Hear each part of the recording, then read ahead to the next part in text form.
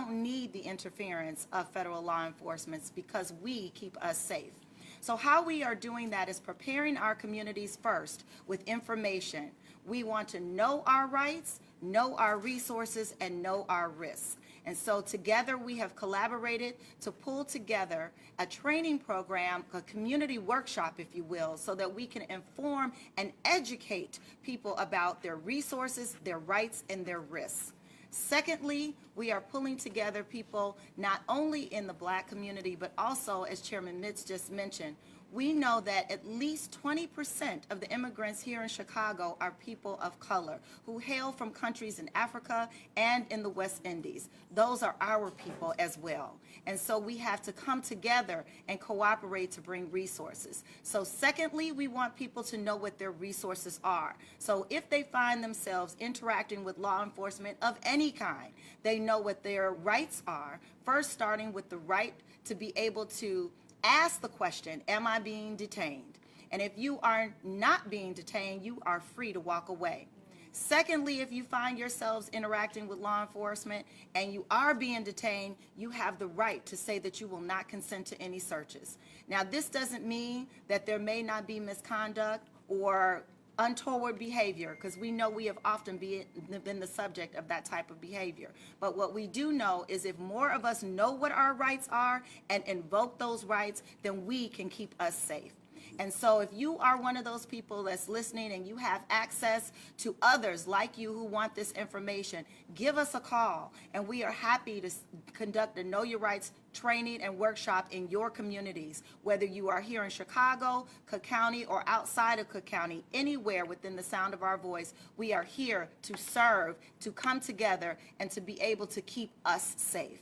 So with that, I want to also lift up, we have palm cards that are available that are small enough to fit in your back pocket, your wallet, or your purse. On one side of that palm card is the rights that I've just mentioned. And on the other side of that palm card are the hotlines and resources with phone numbers that you can have at the ready to call. Those phone numbers include the First Defense Legal Aid, Cook County Public Defenders, ICER, which is known for helping immigrants, and there's a special hotline for veterans as well. So we keep us safe, we keep us safe, we keep us safe. Thank you, Alderman Mitz. Thank you. Well, thank you, Tanya.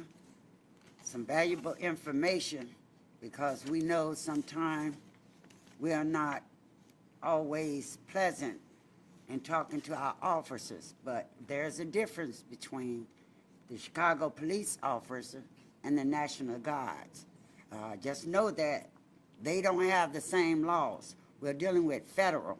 So I don't want to see any of our young peoples, anyone doing anything where they put themselves in harm's way and we don't know where they're at. So you're able to take photos, but stay a distance. You ask for ID, you want to give that ID, and you want to go on about your business.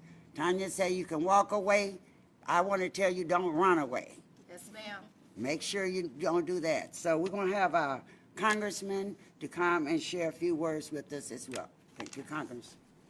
And by the way, Congressman Davis is celebrating his 84th birthday. How about that? Well, how about that? You know, when we hear about palm cards, those of us who are elected officials, we think of voting all the time. But let me first of all commend Alderman Emma Mitch for her leadership and for providing those of us who are elected an opportunity to come together and interact and share our thoughts and ideas with the constituents that we serve. I also want to thank the Westside Justice Center for their leadership, not only on this issue, but the leadership that they provide helping individuals in our communities know what their rights are, how to affirm them, how to conduct and how to act, but also how to seek justice. I always believe that justice delayed is justice denied, and that injustice anywhere is a threat to justice everywhere. And so the concept of providing justice is a big part of what citizenship deserves in a democracy in this country. I also want to affirm the positions of leadership taken by Governor J.B. Pritzker and for Mayor Brandon Johnson. Illinois is a state that believes in the dignity of people, that believes in the opportunity that people ought to have, and tries to provide those opportunities to all of its citizens and to those who would seek refuge in our state. So thank you, Mr. Governor, Governor Pritzker. Thank you, Mayor Johnson, for your leadership. We affirm those positions that they have taken. Yes, the state of Illinois, the city of Chicago, does need the federal government. But what we need and want the most is the help. We just had some serious flooding in our state. We had some serious flooding in our county, in our city. We need FEMA funds to help people clear out their basements, to clear out their basements, and to lead a life of less than turmoil of the impact. We need the federal government to release those monies for violence prevention programs that Democrats appropriated and put into the flow to come to the social service groups and organizations that are fighting crime each and every day. Let me tell you, the soldiers did not create the crime. They are not the cause of crime, so they're not the solution. They're not the solution. The solutions are poverty elimination and reduction. The solutions are having a good education system and having the money available to make it happen. Fixing up our infrastructure so that people are not disadvantaged every time it rains. I have great respect, and we are advocating great respect for all military forces. But the law is that you send in the National Guard when local officials ask for help. That is, if the governor asks, send us the National Guard. If the mayor asks, send us the National Guard. If the city council asks, send us the National Guard. Then the federal government should act. Don't talk about sending in military forces in domestic situations. Don't talk about military forces as nothing but simple rhetoric designed to create political thoughts and ideas that somehow or another Democrats don't know how to manage. That Democrats who run states don't know how to manage those states, as though their citizens didn't know who to elect, or that the black mayors of the major cities, big cities in America, several of them happen to be African American. Whether you're talking about New York City, Chicago, Los Angeles, other cities throughout the country, New Orleans, Baltimore. Somehow or another, there's an effort to discredit those individuals and their ability to manage the affairs of their cities. What we need from the federal government is leadership and guidance. What we need from the federal government is a fair system of taxation. What we need from the federal government is restoration of money for SNAP benefits, restoration of Medicaid monies so that our hospitals can stay open, so that doctors can practice medicine that they've learned to practice. So yes, Mr. President, we need all the help that we can get from the federal government, but we don't need another level of law enforcement and their presence to pretend that they're going to solve some problems related to violence and related to crime. Our authorities are doing well. Yeah, we're big cities, and yeah, we have more people, and so we have more barriers to certain kinds of living, but people give up certain things for other things. We are working as assiduously as we can to have the safest, most desirable city in Chicago that you could ever find. And no matter what the president might say, anybody else say, I wouldn't live anyplace else. I wouldn't want to live anyplace else.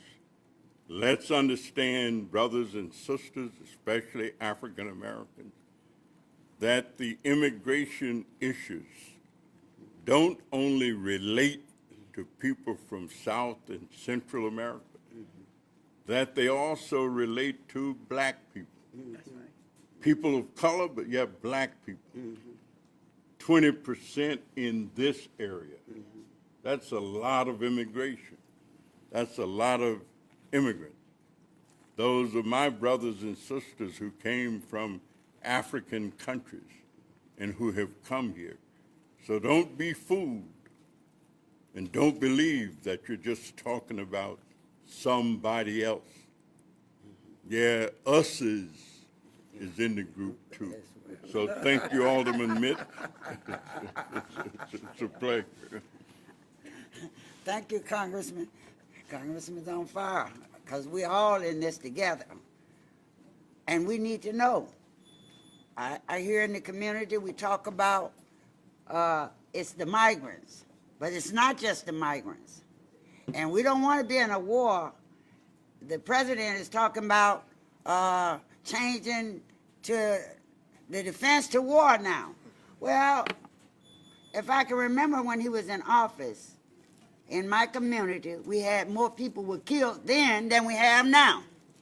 So why send the National Guards in now? You know, they always told me if it walked like a duck and quacked like a duck, it must be a duck. Because he's the same one that said, oh, vaccine will be gone around Easter time. I mean, we listen to the lies over and over again. Are we going to keep listening to lies? You better have some sense for yourself. Go about your business. Take care of your business. Let's do the right thing. Family, tell your loved ones to do the right thing if they come in contact with the National Guard. Just do the right thing. Right will always stand versus wrong. And if they do what's right, you won't have to pay for it on the back end. Take care of your business on the front end. Next, we're going to have Mr. Bradley Johnson from BUILT. And this is a non-for-profit organization who have one of the largest youth agencies in our community, and he's going to come with some few words for us. Yes. All right. Good afternoon.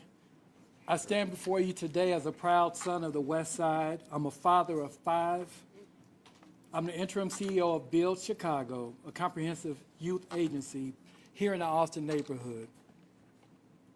We're a beacon of hope, a builder of futures, and a partner to thousands of youth and families across the city. And we're gathered here today not in fear, but with a fierce resolve. Because when the federal government threatens to send troops into our neighborhoods, when ICE raids rip families apart in the middle of the night, when public health is defunded, housing is slashed, and education is treated like a privilege, we West Siders, we do not flinch, we do not fold. What we do is we fight. So let me be clear, Chicago is not a war zone. Chicago is our home. Our streets are not battlegrounds. They are boulevards of resilience. Our youth are not threats. They are dreamers, builders, and leaders. Yes. Build Chicago means broader urban involvement and leadership development. And we've stood on the front lines for over 56 years. We provide violence prevention, mental health care, college and career pathways, and creative arts programs. We don't just run services, we ignite transformation. And today we stand shoulder to shoulder with the West Side Black elected officials, community leaders, and every resident who refuses to be silent. We reject militarization, we reject intimidation, we reject the politics of fear. So there's a call to action for us today. Number 1, I ask for you to rise up with us. Show up, volunteer at mutual aid hubs, host Know Your Rights trainings, open your doors as a sanctuary. Speak out. Use your voice in your church, in your school, on social media to demand investment, not invasion. Support the work. Build and other organizations like us are here every day. Donate, collaborate, amplify. And then let's hold power accountable. Call your representatives, tell them no troops, no raids, no silence. Stay united, because divided we are vulnerable, but together we are unstoppable.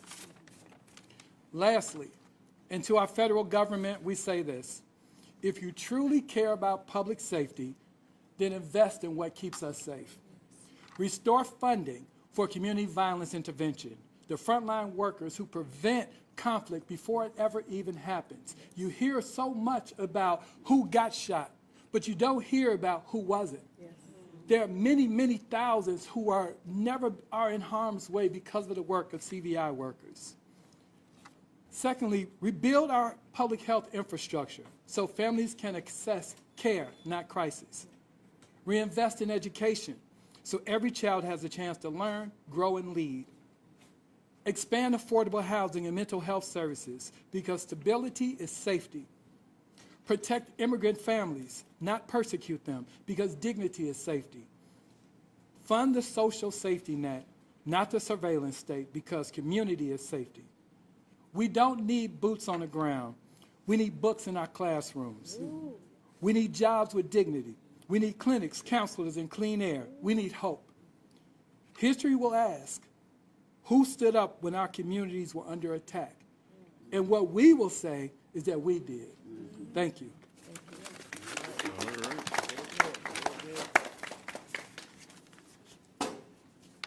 Well said, well said. Next we have our state rep, LaShawn Ford, to come. Thank you, Chairman Mitz and Congressman Davis and all of the people standing here today to stand for justice. You know, we all know Dr. King's old saying, a threat to justice anywhere is a threat to justice everywhere. This should make all of us afraid. We should be afraid of what's happening right now in America. And when you ask yourself, Congressman Davis, why? We know that it's not about the safety of Chicago, because you're Speaker of the House that represents a more dangerous and violent district and state than Illinois. they're not talking about going there. That's Speaker Johnson's area and his state that he represents. And so to think that the president cares like we care about the people in Chicago is a false sense of security. And so I say to all the families that are fearful about violence and crime in the city, and people that have lost their loved ones in Chicago and in Illinois, we share your concern. Even I've lost people to violence, several family members to violence in Chicago. And as a state legislator that work on budgets, I know that our budgets are hurt by the Trump administration. We've had so much gains in Illinois bringing violence interrupters together for a holistic approach. But this administration chose to cut it by over $150 million. He want to roll it back to the days where we incarcerate and increase the destabilization of our communities. And so I would tell you, if this administration really cared, he wouldn't have war on his own cities and states. There's a difference between a state and federal invasion. The invasion of federal troops is the same invasion that we will send to our enemies in other nations. This is an attack on the American people. And I stand against it, and I stand with the governor, I stand with the congressman and our chairwoman Mitz and the Westside Black elected officials and all of our leaders, the young people that should be afraid and that have to now learn how to be an American under this administration. My God, my God, my God. It's a different day. And as a man, I have to tell you, I am afraid. And so I hope that we come together to fight back, because these are dangerous times. Thank you. Thank you, State Rep, for those words. We're really trying to get a message out to our community. It's really serious that we understand the plight of what could happen if they come. We don't want to be unprepared. We want to be prepared. We want to make sure that when our loved one go out, that somebody know where they're going. My God. Make those phone calls and say, I made it here if they come in the neighborhood. Or I'm at my destination. I'm going to the store. It's important for you to track your loved ones.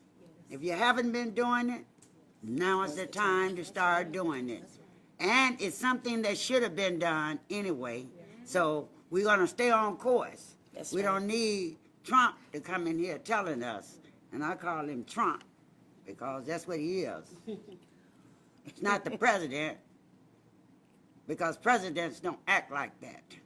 We are human beings. We don't act like animals. And we're not talking about a war.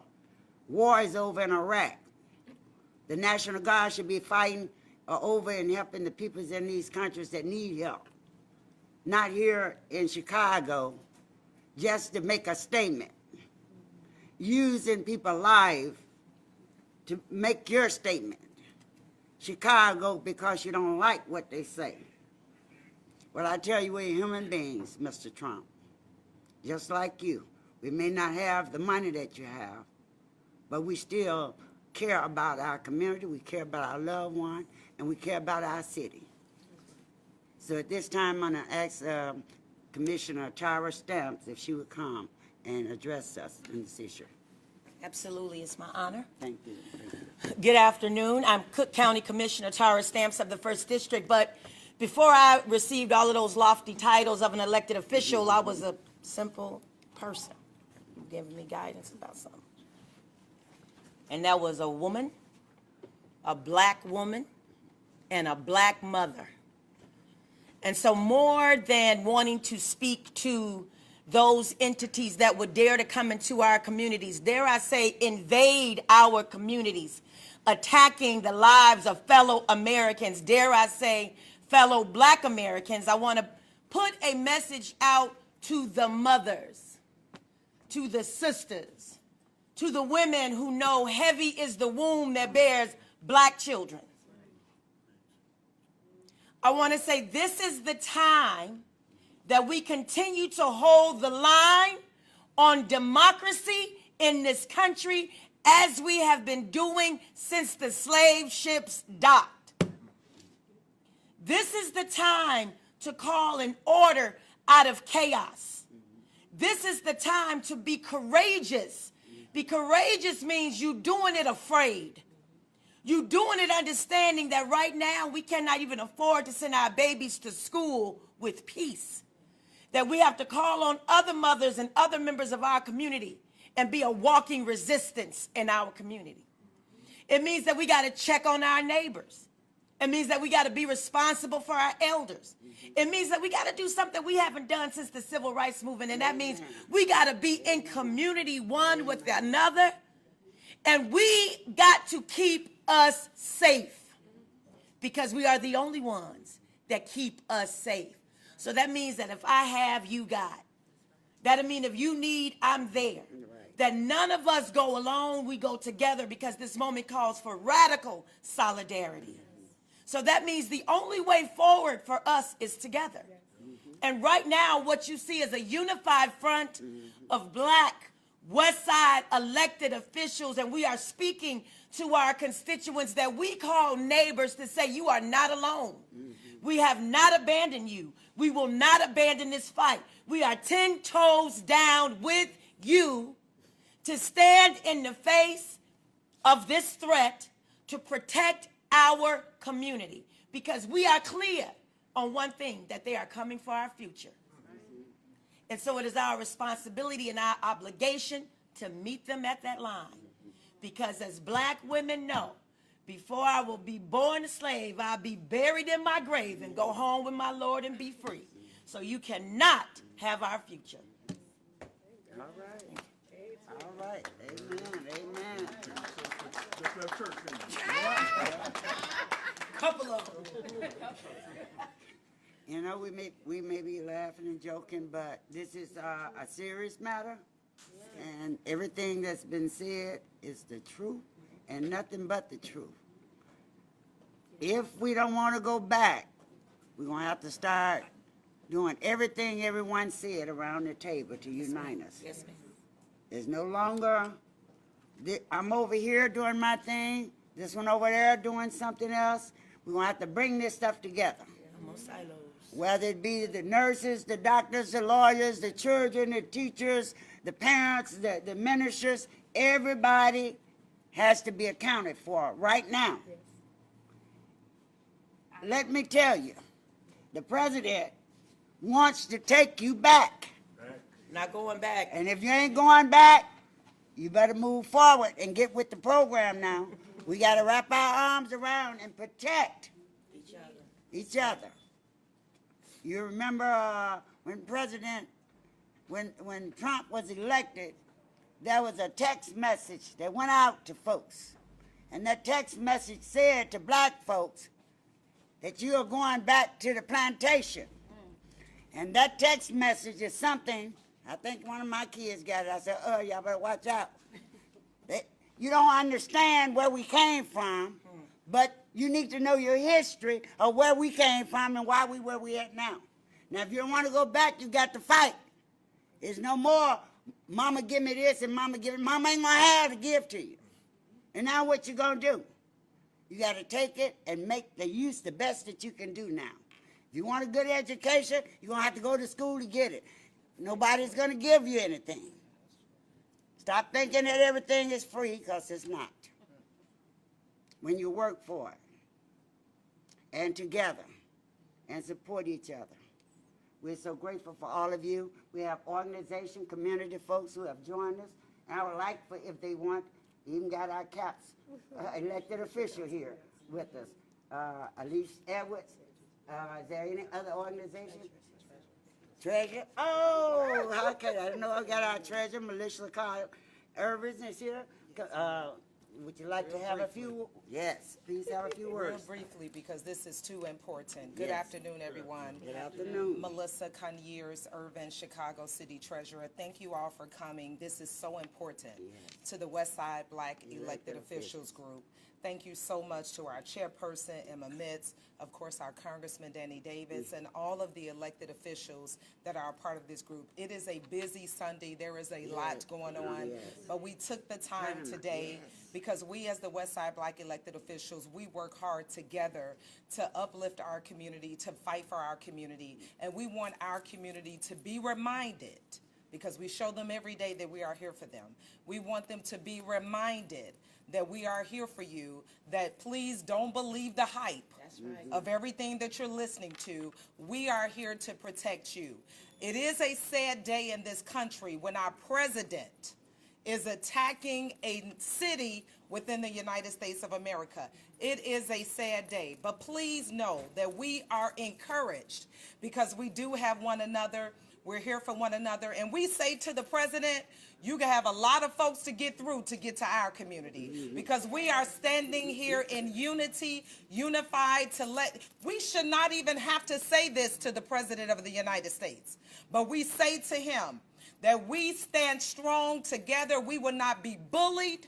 We will not be discouraged today, and furthermore, we say to our residents, we're here for you. Thank you to everyone that joined us today, and Godspeed on this Holy Sunday. Thank you. Yes.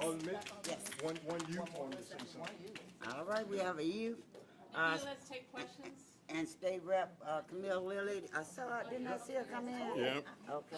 And then let's take questions. Why don't you give your name? Okay, go right ahead. All right, Go ahead. give your name, please. Good afternoon. My name is Kindness Simpson. Something I've happened to notice is that my friends contact me stating that they see ICE and people getting dragged out of their cars, and a lot of people just out of their comfort zones because they can't go outside. I have relatively mostly Hispanic friends, and I worry for them constantly. I want to know if there's more we can do. You know, we're hearing the same, know your rights, don't challenge the officers, this and that. What can we bring new to the table?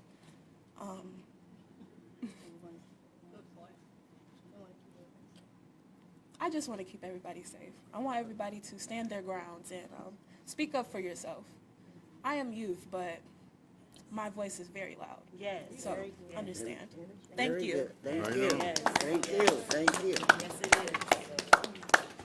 Well, let me just say, one of the things that we're going to be doing, and I want to hear a yay behind it too, and that's all of us coming together, united. Yes. Working on issues together, whatever it is, you have each other's back. Yes.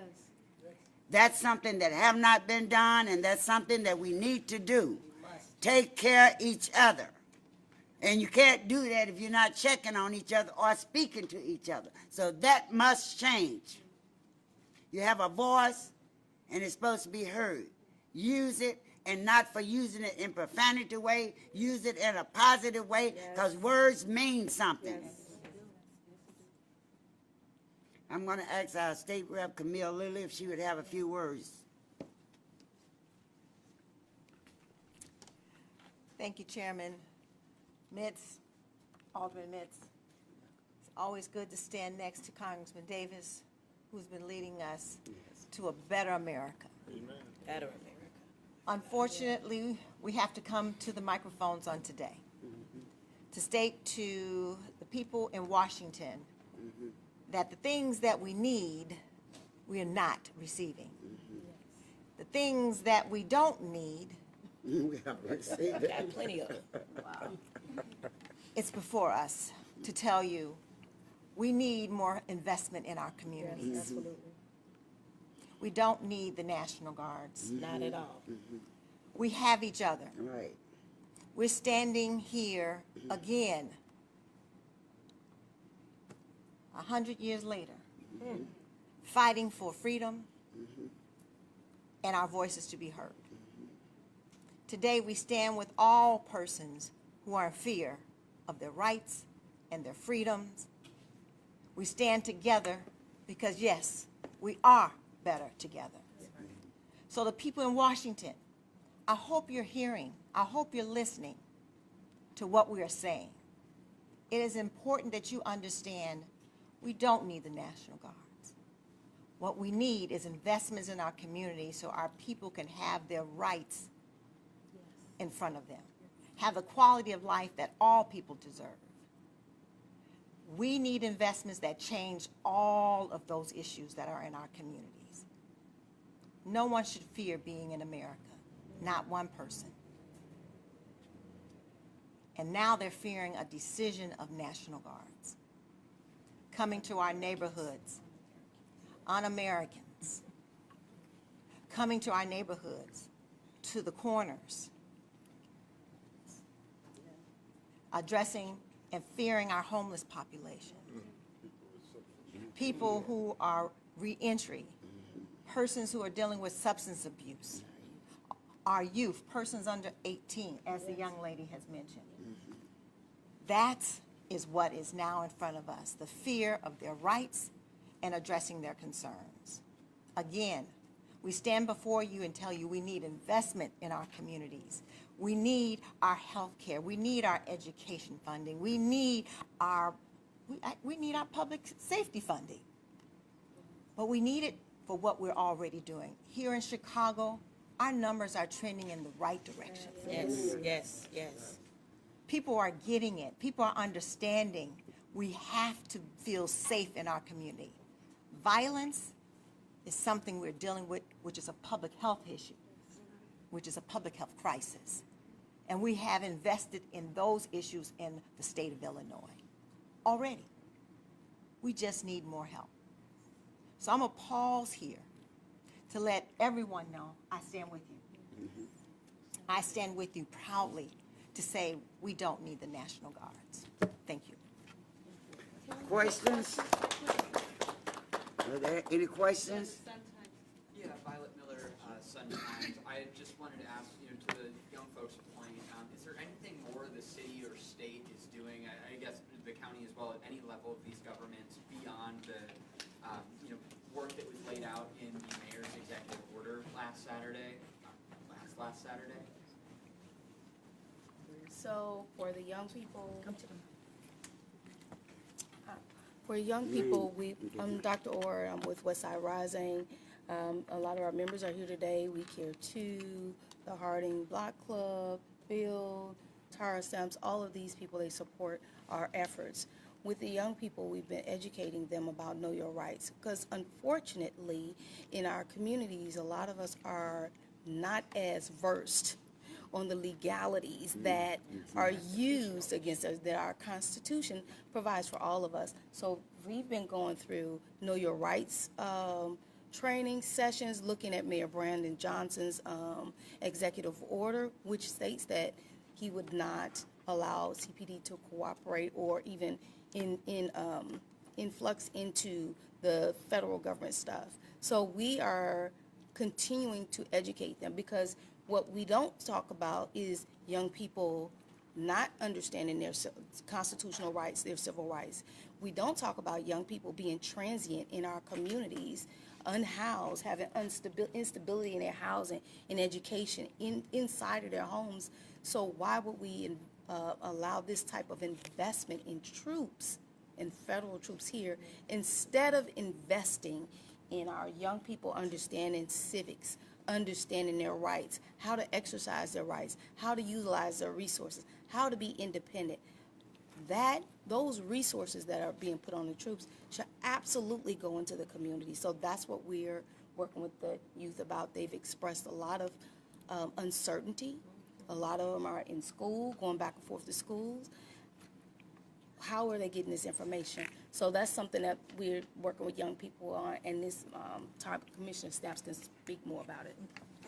Just quickly, because I wear a couple hats, and one of the things that's also happening with the Chicago Teachers Union, so I'm going to speak as an administrator new teacher development at the Chicago Teachers Union, we have been flyering our community.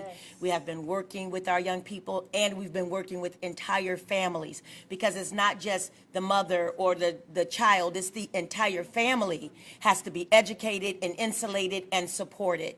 And I think the next level, I think when we were on a call with the Westside Justice Center, we were talking about how we can make sure that there are materials for some of our young people who may have disabilities, some of our young people that might be autistic. How do we make sure that they are taken care of? And then finally, since this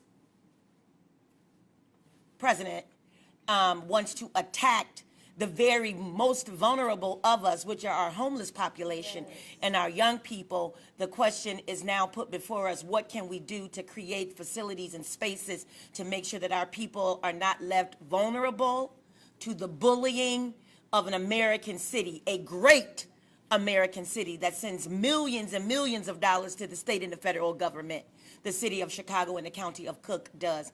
So we are in lockstep with each other and calling on all entities to support this very singular effort, and that is, how do we keep our families and communities safe in this moment? But we are born to meet this moment, and I want people to leave with, whether they are our most senior or our youngest. We, right now, the people before this podium and so many of our people in the city, were born to meet this moment, and we will triumph. That's right. That's right. And I want to commend Dr. Orr and Westside Rising. See, there were 90 million people who did not vote in the last election in this country. Not 90,000, not 90,000, but 90 million people.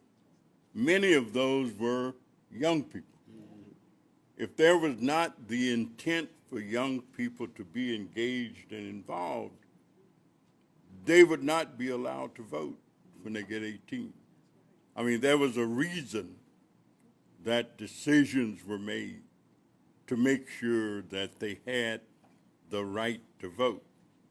And so to help them know that you don't have to be gray hair or have no hair to be an intricate part of public policy decision-making, not only do they have the right, but they also have the responsibility. Yes, sir. Yes, sir. They have both. So teaching them, if you teach the young, they will know what to do. And Congressman, thanks. I would say that Representative Lilly and our leader Lilly, who has what the state is doing, we've appropriated more money to our Attorney General to fight back this type of illegal and unconstitutional acts by the administration. So Kwame Raoul, our Attorney General, has more resources as we have appropriated to them. And we've also appropriated money for groups like Westside Justice Center so that they could be on the front line helping us with the legal ramifications of this problem that we're facing. Sophia from AP, you have? Yeah, hi, Congressman Davis. Donald Trump's supporters are saying today that, that this is going to happen in this next week, in the coming days. Have you received any heads up or notification about what and when to expect anything in the city in terms of either the National Guard or the stepped-up immigration enforcement? No, I have not, but what we know is that if you're not engaged in the fight, there's no way that you're going to win. What I do know is that Democrats, and I am proud to live in what is called a blue state, that is a state that believe in protecting the rights of all people, a state that believes in helping all people be a part of this great American dream, and not just talking about it, but acting like it. And so the state of Illinois is where I get my guidance. And the people on Chicago Avenue and Roosevelt Road and Pulaski, those are the people I listen to. And those are the people that my actions attempt to display what they hope and what their aspirations are. So, yes, we're going through a big fight, and people are strategizing in terms of what does certain things mean and what are you going to do. Well, we're going to fight till the finish.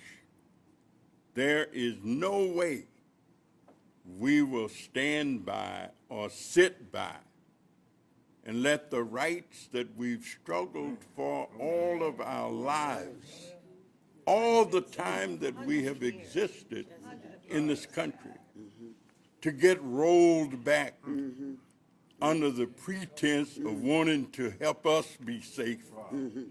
How you going to help me be safe and take away the tools that I need to work with? How are you going to make me feel secure when you take away the money for my children to get an education? How do you expect me to believe you if everything that you say, you do something different? You do something different. And so it's a fight to the finish. It is a political fight. It is a political fight. And that's what it's going to be until we stop those individuals from making all of these ridiculous decisions that's in the White House and who've been appointed by the president to be his cabinet. Lord have mercy. Lord have mercy. Are there any other questions? Yeah, if I could just follow up on the first one. I meant more so, like, Representative Ford kind of, answered that question a little more directly. I was looking for, I know community groups have had success with like ICE Watch and things like that, where they're dispatching teams to respond to reports of ICE agents in federal law enforcement. Is there anything like that going on, between these groups that, folks should know about or folks should know how to support, or that the city, state, or county is helping to support? The West Side Justice Center would be our leading agency to contact. And as we had the cards and some of them on the table that we're using to go around. We have a young lady from the West Side Justice Center. Oh, she's here. Okay. We have someone here from the Justice Center who's going to be able to speak on the work that's being done, where we started the 4 organization, now it's up to 44, and we'll continue to expand.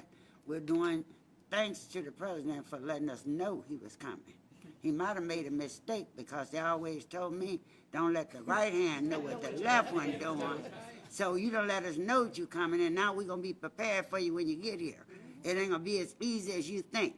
So be prepared. When you dig a ditch for your one person, you better dig 2, because you might fall in it yourself. Sharice Walker with the West Side Justice Center. And so to answer your question, there are several organizations that have been partnering together for us to come together to do court watching if people are arrested, so we can see what's going on in the courts, to have meetings so that we can get together. We were part of the protest that happened on yesterday that started at Ida B. Wells in Michigan. We're helping people come together in smaller groups to be able to address any and all concerns when it comes to the raids at schools. We will be in the schools over the next few weeks in groups, handing out Know Your Rights cards, teaching our youth what they should say, what they should not say, what they can do, what they cannot do. We will continue to meet with families and other organizations to make sure that everyone is well equipped. We will be reaching out to our unhoused population to do our best to do what we can to support them, as well as our re-entering citizens to make sure we are supporting them as well. What we will not do is stand by and just let this happen. We've come together not just as Black elected, but Black organizations to make sure that we are prepared and well equipped to handle what they think they are throwing at us. Commissioner got something from the county. It's getting tight up here. Just know that Cook County President Tony Pretwinkle emphatically stands with the city, our mayor Brandon Johnson, and the state, our governor, to oppose this deployment of troops in our community, in our county, and this misuse of funds. The amount of money that is costing could have housed the unhoused, could have fed the unfed, could have clothed people who are without.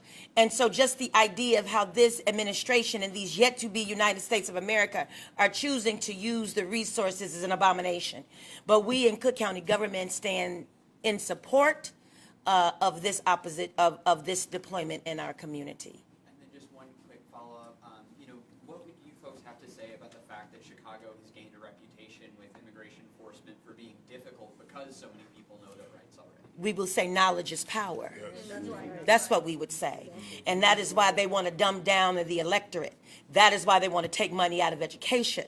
That is why they don't want to invest in young people, because you don't get the civil rights movement without the brave hearts of young people who understood who they were, whose they were, and that they had right and responsibility as Americans in this country.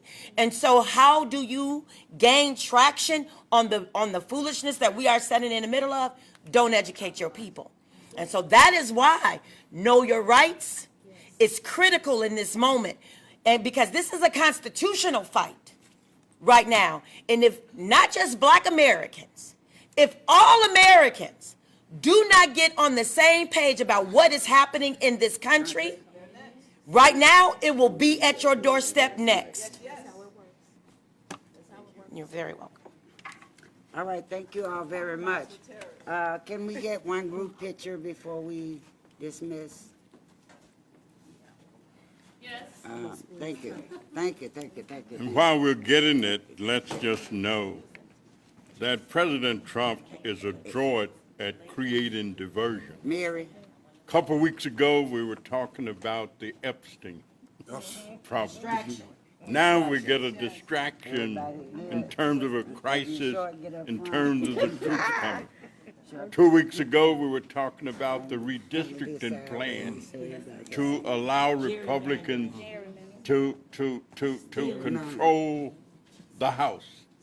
Redistricting. And so every week or every 2 weeks, it's a different diversion. It's a different tactic. And they think they're being smart. But you can fool some of the people some of the time. But you can never fool all of the people all of the time. So we're catching on. We know what they're attempting. Well, thank you very much. We want to thank the media for taking your time out to come out.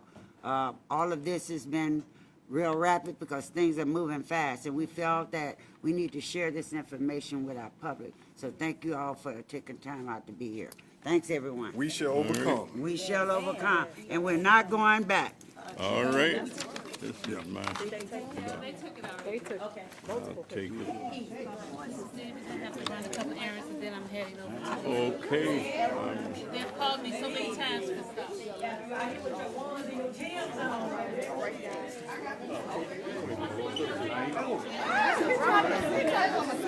I'm trying to go back. They said we won't go back.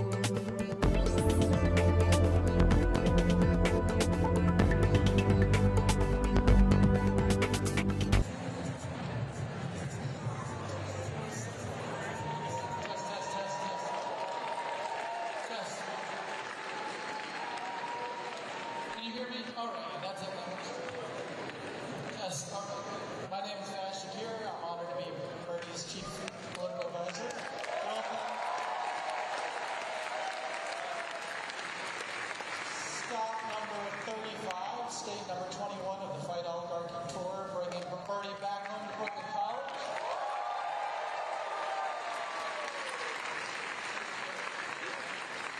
just testing out a few mics and some videos and making sure we're good and set to go. Let me go over a couple of house things real quick. My friends here, love your passion, love your energy. Just know that when you stand up, we're going to block our friends who, a dozen or so cameras behind you. So I don't want to stop you from being excited, but just be aware that at some point we'd like you to come back down so that people can see Zohran and Bernie. I looked at the list of folks here tonight, and it seems like the RSVPs indicated there are people who voted for Donald Trump, Eric Adams, Andrew Cuomo. Let me just say, if you are among that crowd, and that is totally fine, you are welcome here. We want you to...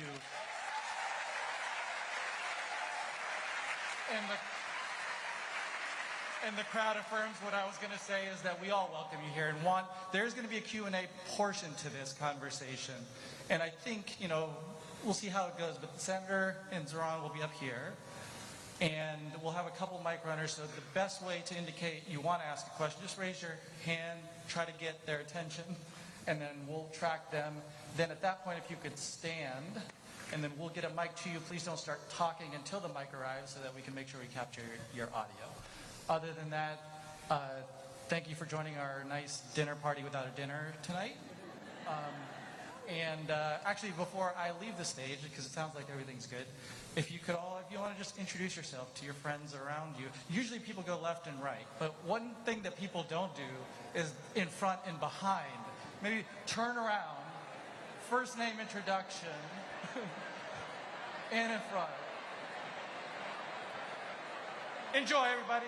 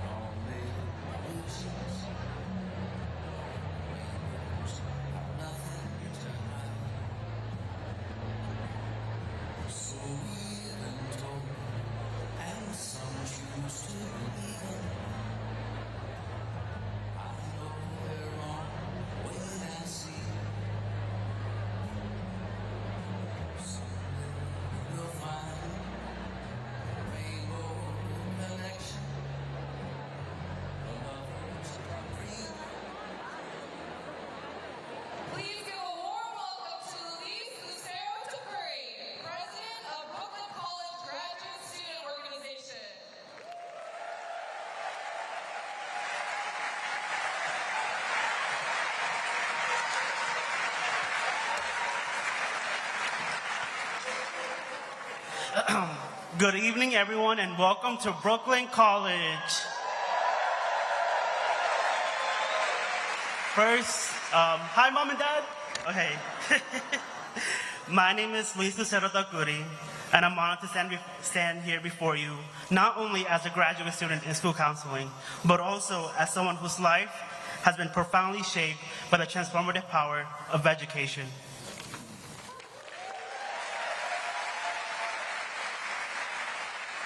So, I earned my undergraduate degrees in childhood education and psychology here in 2022. And today, I have the privilege of serving as president of the Graduate Student Organization, advocating for the voices, needs, and aspirations of our graduate students.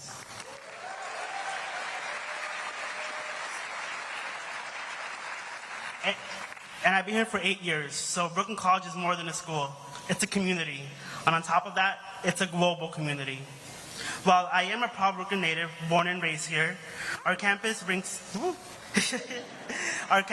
together students from 142 nations. 142. Speaking 94 different languages. It is this diversity that makes Brooklyn College truly extraordinary, and I am proud to be part of it. So, speaking of students, my story is also a family story. My sister Joanna, who's right there, she's watching from right there.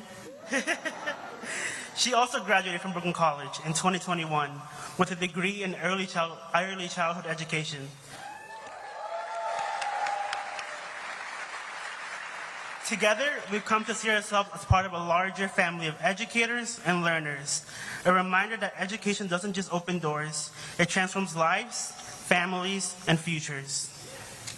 That's why it's so fitting that Bernie Sanders' event is happening here at his own alma mater of Brooklyn College.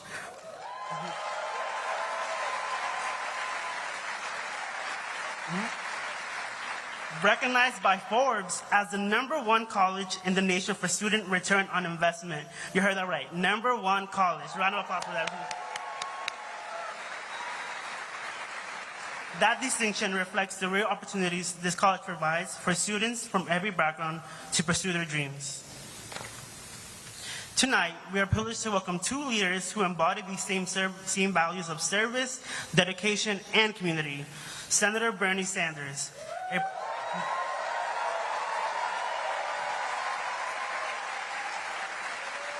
a proud Brooklyn native and former Brooklyn College student, and Assemblymember Zohran Mamdani.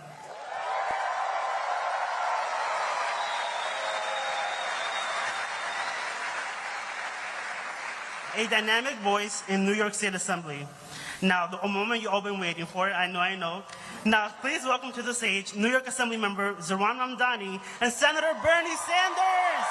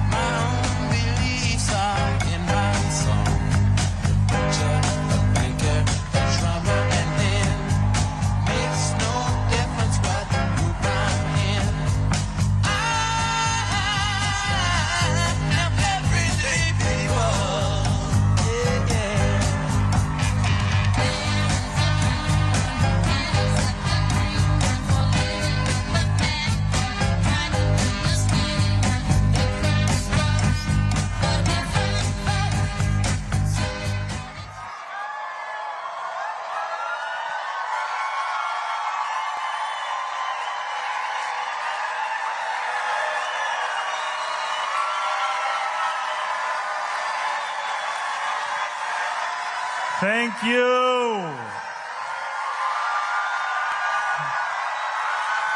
Thank you, Brooklyn College.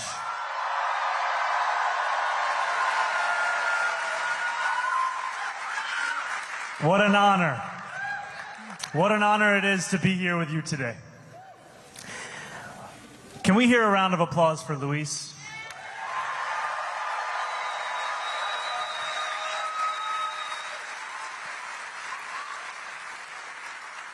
And a round of applause for incredible elected officials that we have here from the city, the state, the federal level who are here with us tonight.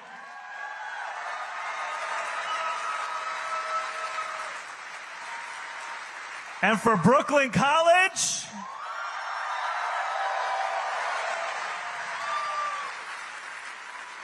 and when I sit next to Senator Sanders, I always have to ask, is labor in the house?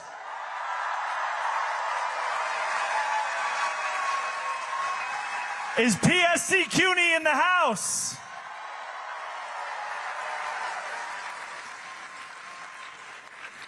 I cannot begin my remarks this evening without first acknowledging PSC CUNY and the incredible members that we have here. And the fact that no faculty member should be disciplined for supporting Palestinian human rights.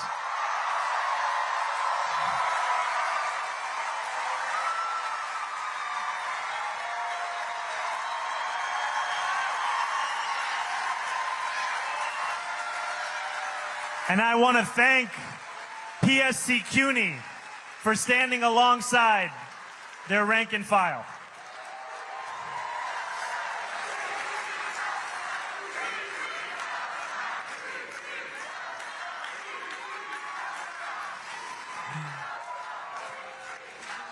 And it is an honor to be here alongside Senator Sanders, Senator Bernie Sanders.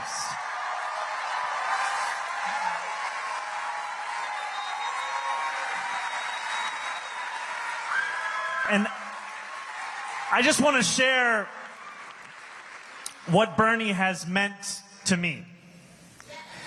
It was Bernie's campaign for the presidency in 2016 that gave me the language of democratic socialism to describe my politics. And it was Bernie's Queensbridge rally on October 19th, 2019. That was the first political event of my campaign for state assembly. Now, that was unbeknownst to Bernie and his team. We were canvassing the line to get into his rally. We were asking for $1, $5, $10, emails, whatever we could. And we did that, and we walked inside to this rally, and I remember the electrifying feeling we felt of a campaign reborn and a movement reborn alongside every single borough of this city. And when Bernie walked out to Back in Black by AC/DC, those who were there remember, we felt as if possibility was a fact of life. And his campaign continued to inspire so many of us. And as I ran for state assembly for the many months beyond that, we continued to look to him and his campaign and his vision as the compass for the work that we wanted to do in electoral politics. And we knew that while everyday New Yorkers did not care very much for a New York State Assembly race, that if we just had a watch party for a Bernie debate, we could finally get them.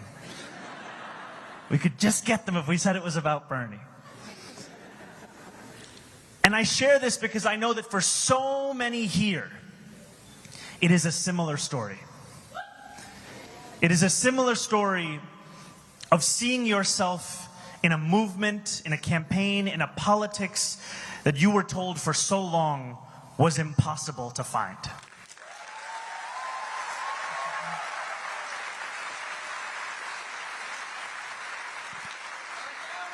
Now, we know,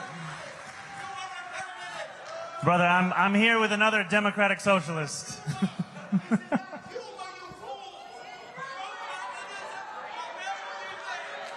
Thank you, my friend.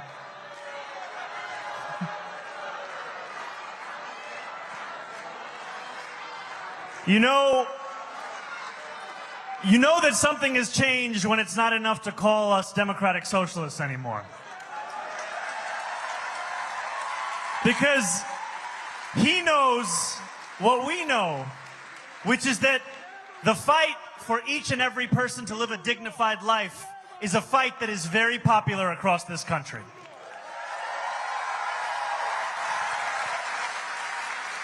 Now, many of you here, and myself included, we first knew of Bernie as a senator, as a candidate for president. But before that, Bernie was the mayor of Burlington. A 4-term mayor. And in the same year that Ronald Reagan won, not just the presidency, but the state of Vermont, Bernie was in his 30s, a Democratic socialist, running against someone who had been powerful and well-known for years, an opponent who struggled to pronounce his last name. There are some parallels. And Bernie won that race by 10 votes. And then he won again, and he won again, and he won again. And the motto of not just Bernie's campaign, but governance, was Burlington is not for sale. And it is a motto that drove the work that he did when he fought back against corporate greed to transform the Lake Champlain waterfront not simply into testaments to profit, but instead a living, breathing testament to what is possible for investing in working people. When he fought for affordable housing, when he took on a broken property tax system, when he continued to show what it looked like for city government to understand dignity as its responsibility. That is how Bernie fought. And we know that in that motto of Burlington is not for sale, we see echoes in our own struggle today, where we have to say that New York City is not for sale.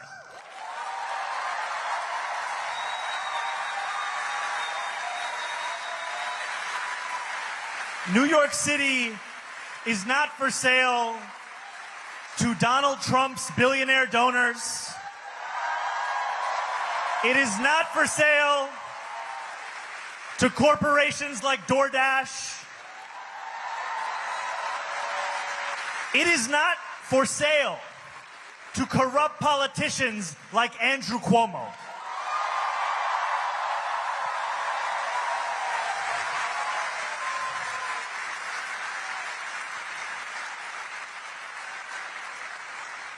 And Bernie has continued to lead in this movement, going from Burlington is not for sale to fighting back against oligarchy coast to coast in this country.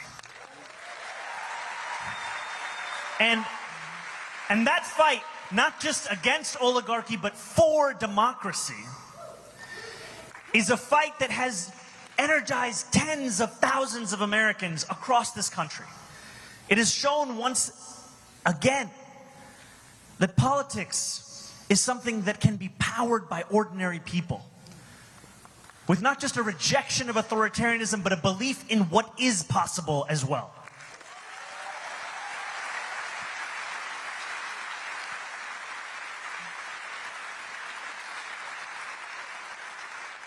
And we know that that oligarchy has an impact right here in New York City. We know it does because when Donald Trump ushered through his so-called big beautiful bill, he did so ushering through the greatest wealth transfer in American politics. His legislation will throw millions of New Yorkers off of their health care. For a man who campaigned on cheaper grocery prices, it will cut SNAP benefits for the hungriest among us. And all of this to give more money to those who already have more than they know what to do with. That is the fight that we are seeing taking place here. The interconnectedness of an attack on working people, all to enrich those same billionaire donors that gave us Donald Trump's second term. That is the fight that unites us across this country in this moment. A fight where we make clear that this is a city where we will choose our own mayor.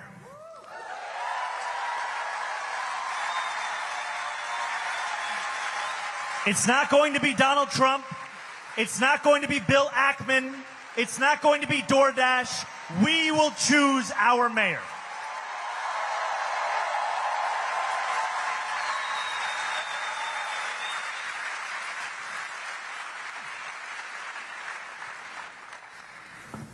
And we know that this fight is not an easy one. It was not an easy fight for Bernie when he led Burlington. It was a fight that took every single thing, every single day.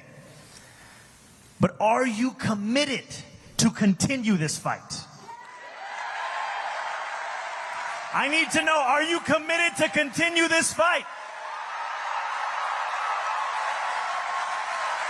Because I want to be clear, we are not just here together with the message to come out and vote in November, though that is critically important. We will continue to organize beyond the election. We will continue to organize because we have an agenda to win. The promises we have made are promises we must keep. And so together we will freeze the, make buses fast and deliver universal. We will freeze the, make buses fast and deliver universal. We will do these things and we will do them together.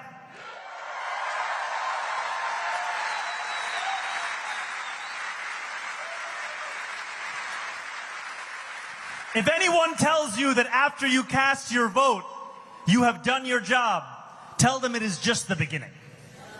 It is just the beginning. Because in a city where 1 in 4 are living in poverty, in a city where for the 9th consecutive year 100,000 children in our school system are homeless, in a city where 500,000 of those children go to sleep hungry every single night, it will take all of us to ensure that dignity is not only possible, but it is a reality for each and every New Yorker.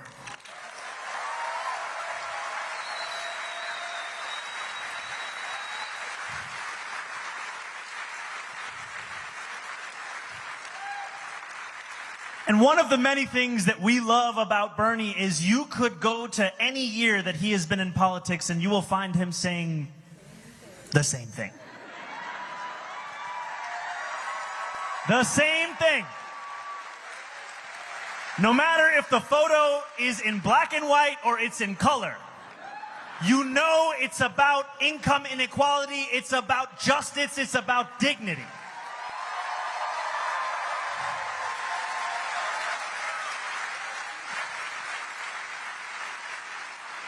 But today, Bernie said something to me that no man is an island.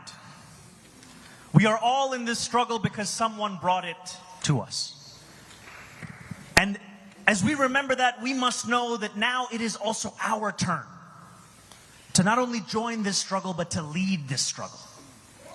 It is a time for all of us to see ourselves as the people who could deliver the world that we deserve.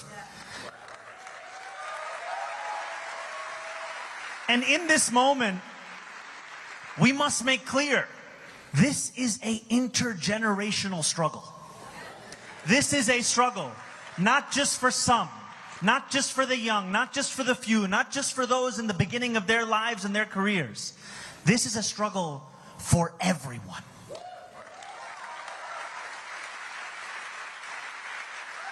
It is a struggle for everyone because it is about everyone. We talk about our vision. It is a vision of universality. It is not one where we ask you your name, where we ask you where you were born, where we ask you your religion, where we ask you your status. We simply ask you to join us. That is our question.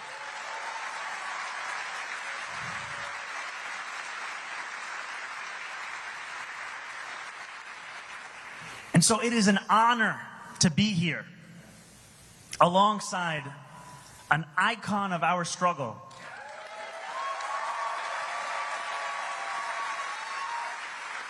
And also, we know that Bernie once famously said, "If you want someone to wish you happy birthday, that's not me." But he also said, "Not me, us."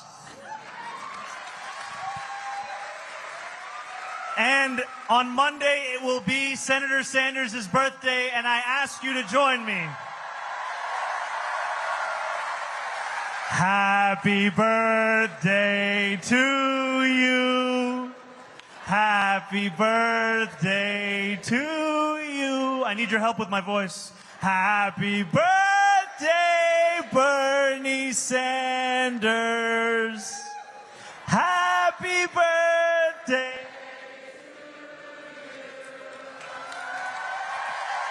And now the senator from the great state of Vermont, Bernie Sanders.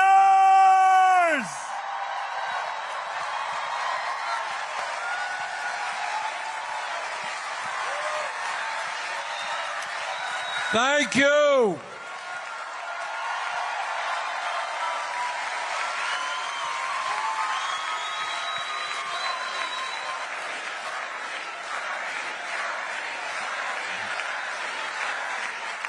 Thank you very much.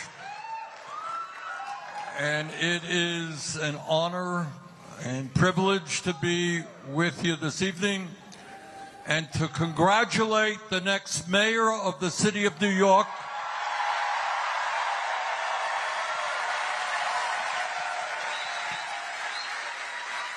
on an extraordinary campaign. This guy started at 2% in the polls, and he blew away the opposition. And what was most extraordinary about his primary campaign and the campaign he is running right now is his campaign is not ugly 30-second TV ads. It is a grassroots movement, which you have been part of.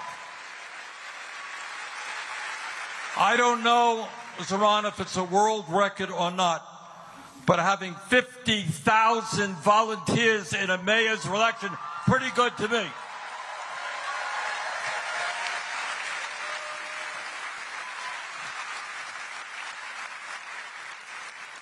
Now, as part of our Fighting Oligarchy tour, which Zohran is joining me on tonight, we have now been to 21 states. We have done 35 events for over 300,000 people from Maine to California.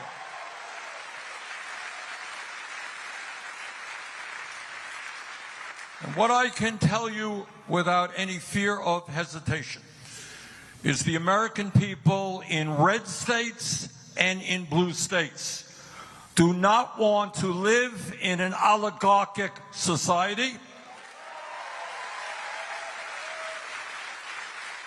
They do not want to live in an authoritarian society. They do not want the White House to be practicing unprecedented kleptocracy.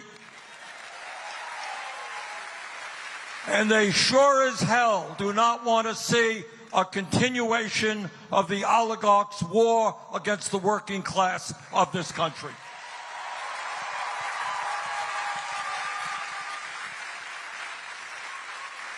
And what Zohran's campaign is about is an understanding that today we are living in an unprecedented moment in the modern history of our country, and we have got to fight back in an unprecedented way.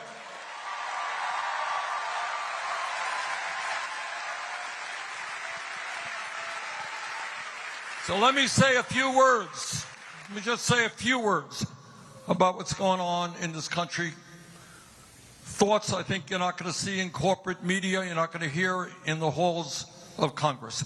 Today in America, we have more income and wealth inequality than we have ever had in the history of America. Zohran just talked about children in New York City and in Vermont who are hungry, people who are homeless, and yet the wealthiest 1% have never had it so good. If you can believe it, today you have, and it's important that we feel the outrage of children going hungry, people being homeless, 85 million without health care, and you got one guy, Mr. Musk, whose own wealth is more than the bottom 52% of American households. And you may have seen in the papers, they want to give him a little bonus. Another $800–900 billion. We are living in crazy world. Millions of people struggling to put food on the table, and making one guy a trillionaire is insane. Not what this country is supposed to be about, and we are not going to allow that to happen.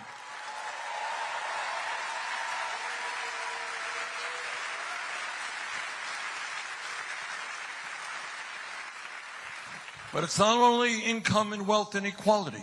Today you have more concentration of ownership in America in every major sector: financial services, transportation, agriculture, media. You got a handful of giant corporations that determine what is produced, how workers are treated, and what you pay for those products. But it's not just income and wealth inequality. It is not just a small number of people controlling our economy. You have 6 major media conglomerates that control in this country what 90% of our people see, hear, and read.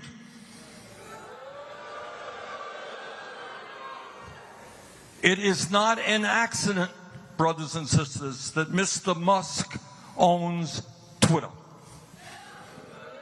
Not an accident that Mr. Zuckerberg owns Meta, which is Instagram and Facebook. Not an accident that Mr. Ellison recently bought Paramount, which owns CBS. Not an accident that Jeff Bezos owns the Washington Post and Twitch. Not an accident that our good friend Rupert Murdoch owns the New York Post,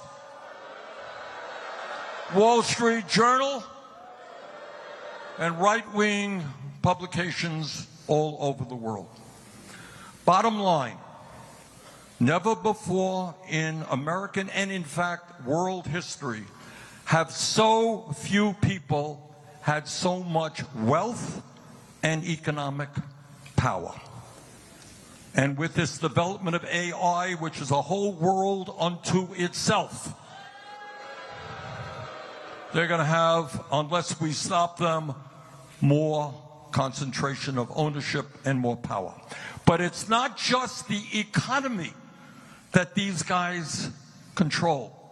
And that is what we're seeing and what makes this particular campaign of interest worldwide.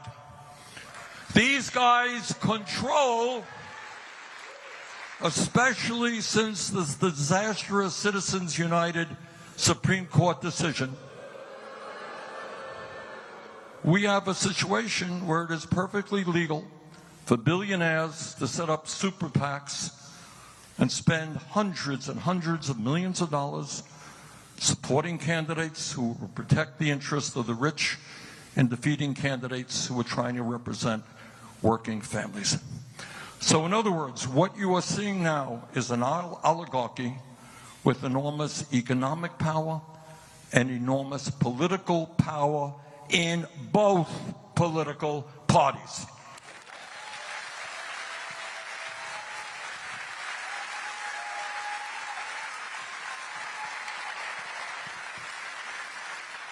And what this campaign is about, and why it is so enormously important, is it a test case? It is a test case of whether or not democracy is still able to prevail. You know, in the old days, I mean, money has always played an enormous role in politics. Nothing new about that. But in the old days, they kind of kept it secret. Right now, you got people like Bill Ackman and others saying openly, front pages of the newspapers, we will spend as much as it takes to defeat this guy. You have the President of the United States working to make it harder for him to get elected. So what are these people, these oligarchs, afraid of? Seems to be a nice guy, dresses very nice, beautiful smile.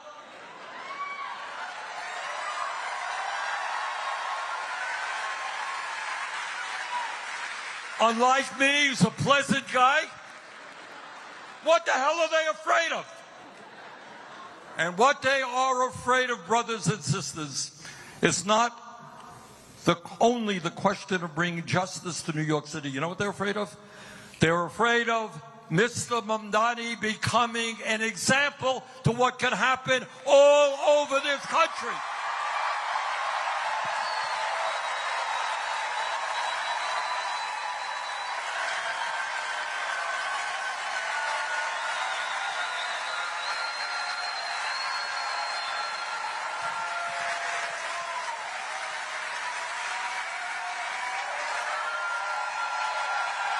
That's what this campaign is about. They are scared to death. If 50 or 70,000 people in New York City can get involved in the political process, that means that millions of people coast to coast can get involved and elect progressive leaders. That's what this campaign is about.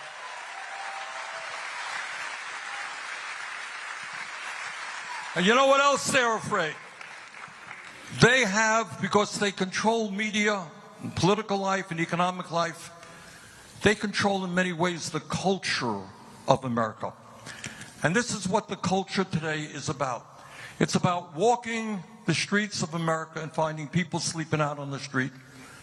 It's about seeing 60% of our people living paycheck to paycheck, while the people on top are becoming phenomenally rich.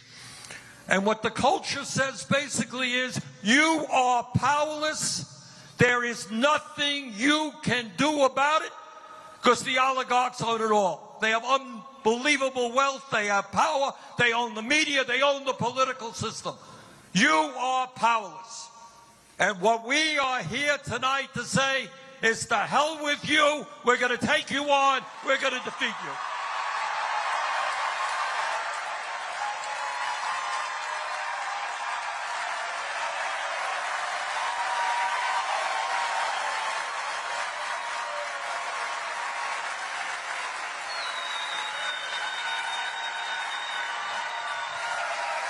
That's what this campaign, and that's what fighting oligarchy is about. They want to tell you that we cannot change this incredibly unfair and unjust status quo. Think about what Zohran is campaigning on. Every psychologist in the world tells us that 0 through 4 are the most important years of human development, right? And in Washington, I hear all of my colleagues, they love America. Oh my God, got big flags all over the place. Well, if you love America, you love the children of America. If you love the children of America, you don't have hungry kids in Vermont or New York City. And you don't have a broken and dysfunctional and unaffordable child care system. Oh my God, what a radical idea to say that parents and kids should have good quality child care. Oh, how radical you are. Oh, my God. All over this country, in Vermont, in New York City, people cannot afford their housing. Now, it's a funny thing. I did some calculations. I grew up, as some of you may know, about a mile away from here.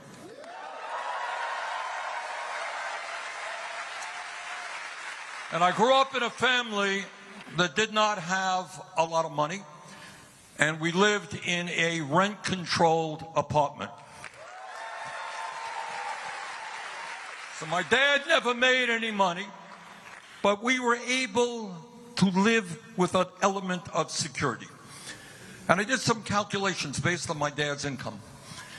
We were spending back then, Zohran, about 18% of our family's income on housing. 18%. Okay? First year of college, I went to Brooklyn College.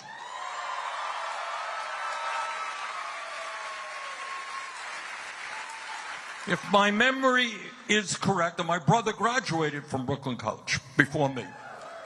And when he graduated, do you know what tuition was in Brooklyn College? It was zero.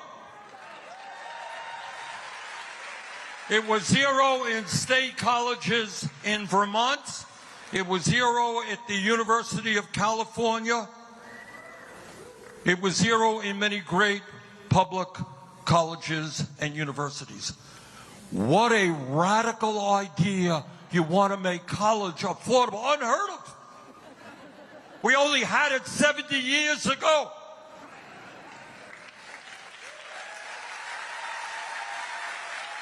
What a radical idea to say that we should stabilize rents so the working class people can live in this city.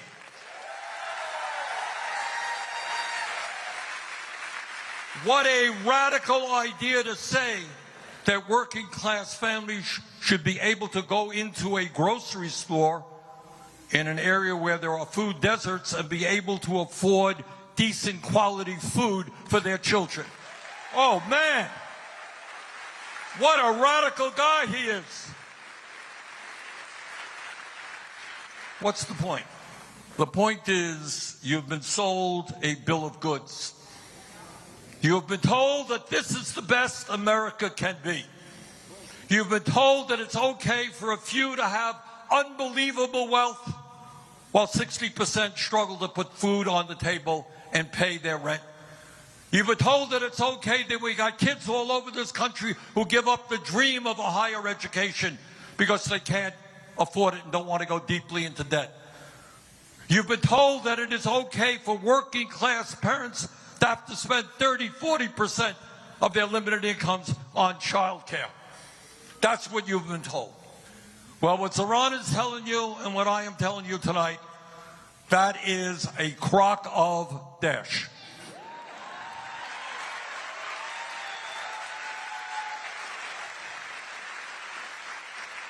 And here is the story that they don't want to get out. In the richest country in the history of the world, it is not a radical idea to say that every man, woman, and child in America can have a decent standard of living. That ain't radical.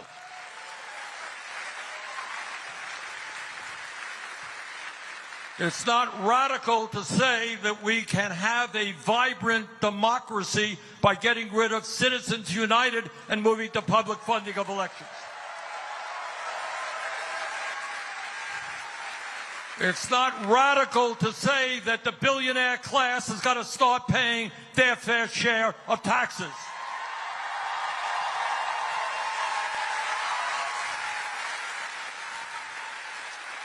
It is not radical to say that health care is a human right, not a privilege. And that we should not be the only major country on earth not to guarantee health care to every man, woman, and child. It is not radical to say that we should have the best educational system from child care to graduate school in the world. It is not radical to say that we should not have the highest rate of childhood poverty, the highest rate of senior poverty of almost any major country on earth.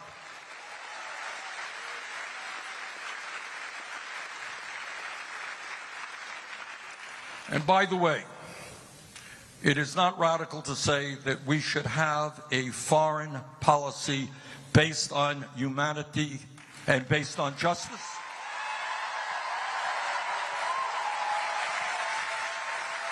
That we should not be spending tens of billions of dollars on the government of Israel that is currently starving children to death. That is not radical.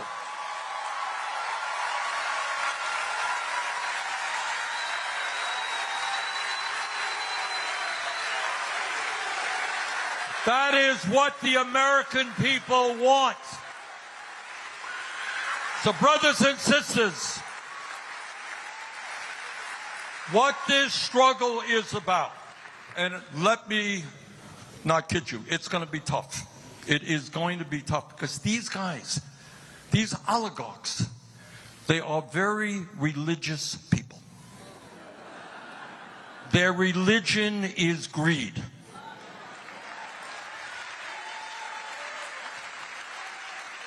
You would think that if you had a couple of $1 billion, it might be enough. Not for them. These are strongly motivated people. They work very hard.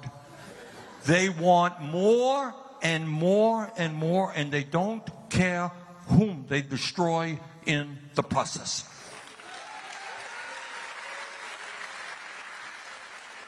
So they have the wealth, they have the power. But you know what we got? And that's what Zohran's campaign is showing. We have the people.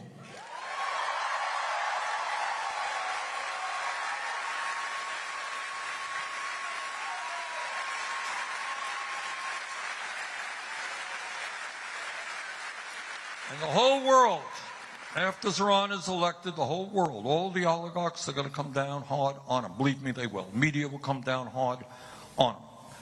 So he's going to have to figure out a new way to govern. And you are going to be an integral part of that governing.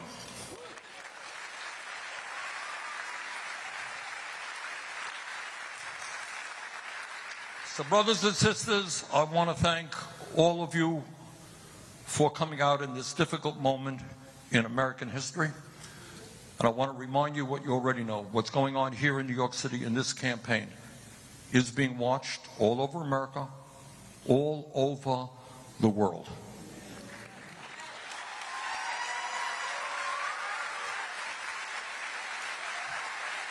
So the struggle we are engaged in is not just for us. It's not just for our kids. It is for the future of this planet. It's for the future of democracy. This is a fight we cannot and will not lose. Thank you very much.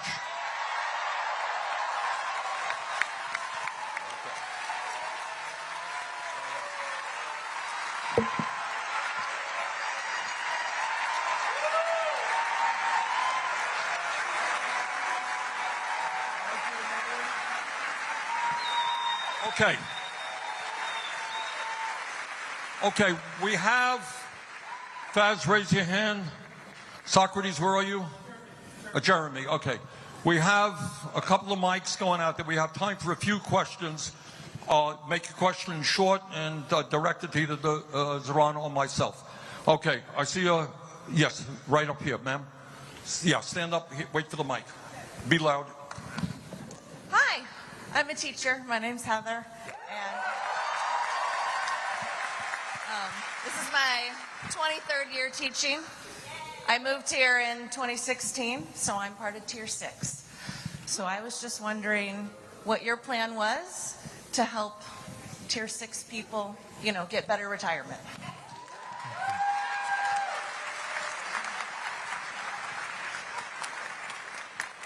Can you put your hand up if you do not know what Tier 6 is?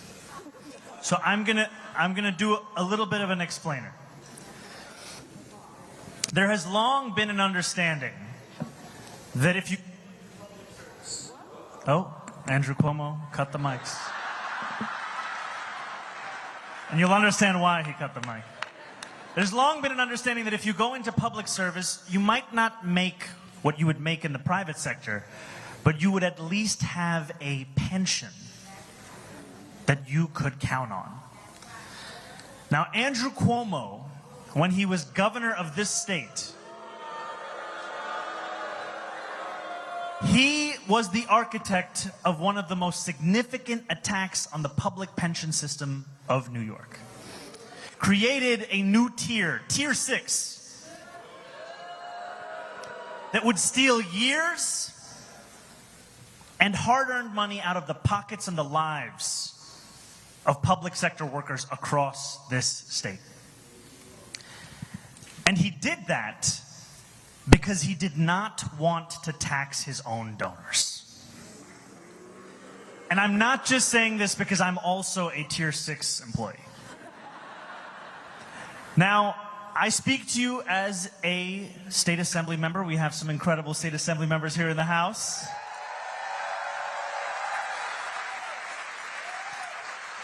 Albany is a place where when the mayor comes, they have one of the biggest megaphones you could ever find. And the mayor's agenda is one that can influence what is considered important, a necessity, urgent, or what can simply be pushed along to another year.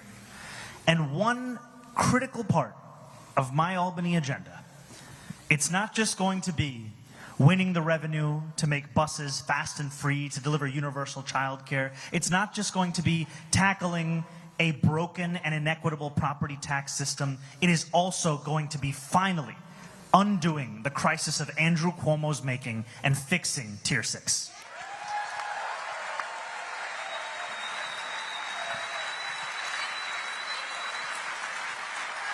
Okay, I see a woman over there in the red. Yep. Hi, Bernie. It's such a pleasure. I'm a new mom. I had a kid. Well, actually, he just turned 1, so I guess I'm not such a new mom. I'm also a proud member of the Democratic Socialists of America. And I just want to say the incredible joy of having a kid. It really hurts after the child care. You know, it's so expensive to have a child. I pay $2,700 a month. That is over $32,000 a year to be able to work. And I would love for Zohran to give us let us know what it is that he needs from people like me, working parents. How do you need us to show up in order for universal childcare to become a reality in New York City? Because I would love to give my kid a sibling. I would love to save for housing. I would love to save for college. But I cannot do that under the current conditions. Thank you so much. You know, Bernie was saying earlier that we have to feel the depth of these statistics that we often grow numb to. We recite them, we read them, we know them, and yet we often do not feel them. How much money did you say you spend a year on childcare? Over $32,000. Over $32,000. That is more money than if Deanna sent that same kid 18 years from now to Brooklyn College. That is more money. And that is why, after housing, childcare is the leading cost that is pushing New Yorkers out of this city, pushing them out of this state. Now, there will be many who will say that an agenda that seeks to meet the needs of working people is too ambitious. Those were the same people who told us we could never have universal pre-K in New York City. Now, it is a fact of life. So I say this, that your question is, what can others do to ensure that we win this? Do not stop organizing. You know, Deanna said she's a member of NYC DSA.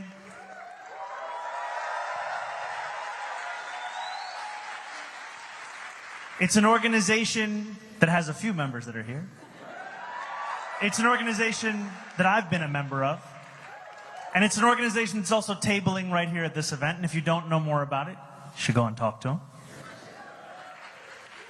And I would tell you to join an organization, join DSA, join any organization that continues to remind you that you will be the ones to deliver this change. Because there's, as Bernie has said, there are myths we have been told about our politics. Myths about waiting and trusting the experts. But when you ask the experts to show their work, it is the life that we live today. It is time for people to understand that politics is not something that we have, it's something that we do. And for people to understand that all of you in this room, we are all leaders together. And the only way that any one of us has any semblance of power when we are inside a room is if we can point outside the room and say, you don't want to talk to those guys. You don't want to talk to the people across this city and this state who are demanding this. That the demands we bring forth, they are not just our own personal fixations. They are reflections of the needs of working class people who are unwilling to wait any longer.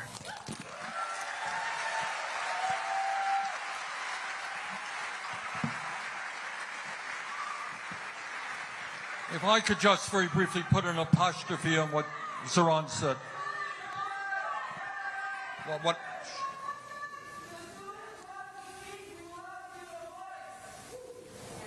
I'm sorry. All right. What I just wanted to say in terms of the woman's point, we have got to not only change our national priorities. I'll give you an example. In Congress right now, I will vote against a $150 billion increase in military spending. But can you imagine, at a time we already spend more than the next 10 nations combined, $150 billion for Trump's military, but apparently we don't have enough money to provide quality child care to our children. We must not ever for 1 second accept that. That is insane. All right? Okay. Let's go over here. Gentleman right here. Yeah. Vajagana.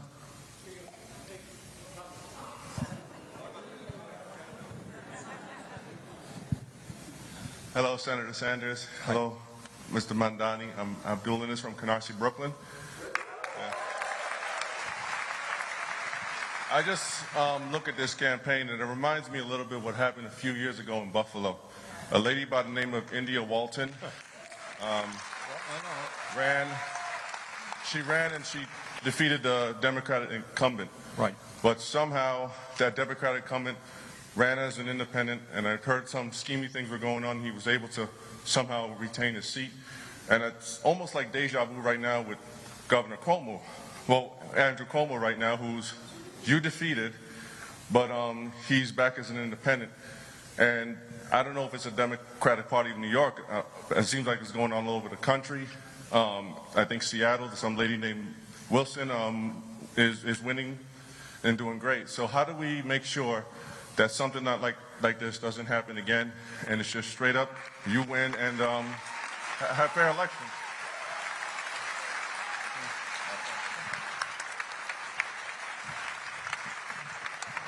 We have to beat Andrew Cuomo one more time. We do. We do. This is a man who does not understand that no means no.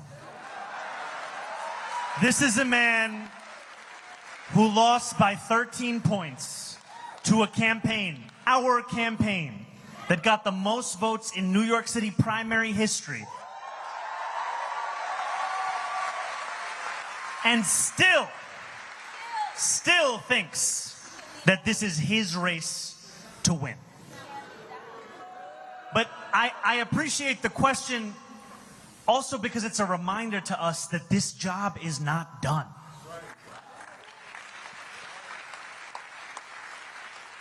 The best way to prepare for January is by winning a mandate in November.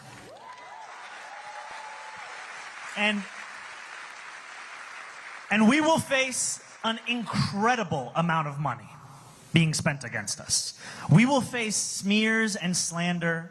We will face the kind of opposition that we have not yet seen in this city. And yet we know that we have all the same ingredients that defeated those same things in the primary. So, what my ask is to each and every one of you, we do not ask for your money because we are finished fundraising. We ask you for something more valuable. We ask you for your time. Can you put your hand up if you've canvassed for this campaign? This is beautiful. Now, I would ask you to come and canvass again. I would ask those of you that didn't raise your hand to do so, to join us, because it will be people, the likes of which we have not seen. 52,000 volunteers in the primary. We are going to get to 90,000 volunteers in the general.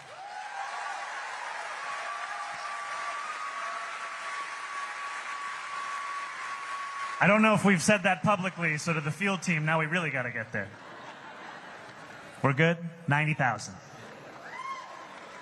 We knocked on 1.6 million doors and made 2.1 million phone calls.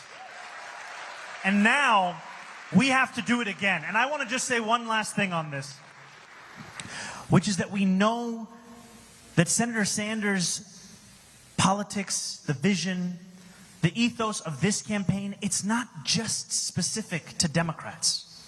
It speaks to people across party lines. On Election Day, I was outside Maria Hernandez Park in Bushwick. And I was walking, it was about 6 or 7 p.m., and I had, like many candidates, convinced myself this was the end. We were going to lose. And in that spiral of anxiety, a man came on his motorbike. He took off his helmet. I had no idea what he was going to say. He said, "Could I get a selfie?" I said, "Brother, have you voted?" He said, "I was told I can't vote in a primary." I said, "Who told you that?" I said, "Give me your driver's license. Let's look up your voter registration." He was a registered Republican. He's 18 years old, registered Republican. And I said, "You can't vote today, but if we win, you can vote in November." I tell you that story because there are so many other New Yorkers just like him who see themselves in this campaign, see themselves in this struggle, and they need someone to knock on their door, to call their phone, to let them know that they have a place in this movement because they have a place in this city. That's what we need to do. I want to, if I might, I want to add a point to that very good question. Maybe a little bit out of place here, but I want to do it. I find it a little bit strange that when we have a candidate who competed very hard against a number of other people in the Democratic primary, my understanding is you won that primary. Is that correct? My understanding is you are the Democratic Party candidate for mayor of the city of New York, correct? Now, apropos of that question, I find it hard to understand how the major Democratic leaders in New York State are not supporting the Democratic candidate.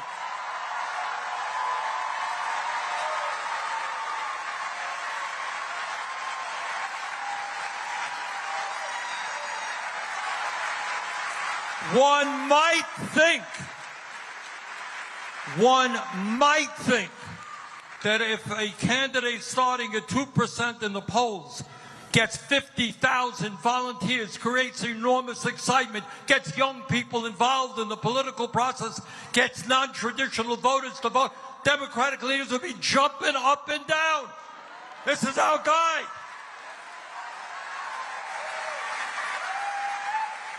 So we got another fight on our hands, and that is the future of the Democratic Party. All right, let's get a question somewhere in the back there. Let me go way on the bleachers. All right. Faz, you want to get back there and select somebody? Whoa, whoa, whoa, whoa, whoa, whoa, whoa, whoa. There's a lot of hands going up. Who's the Brooklyn College student? What? I didn't hear. What are they saying? Jim.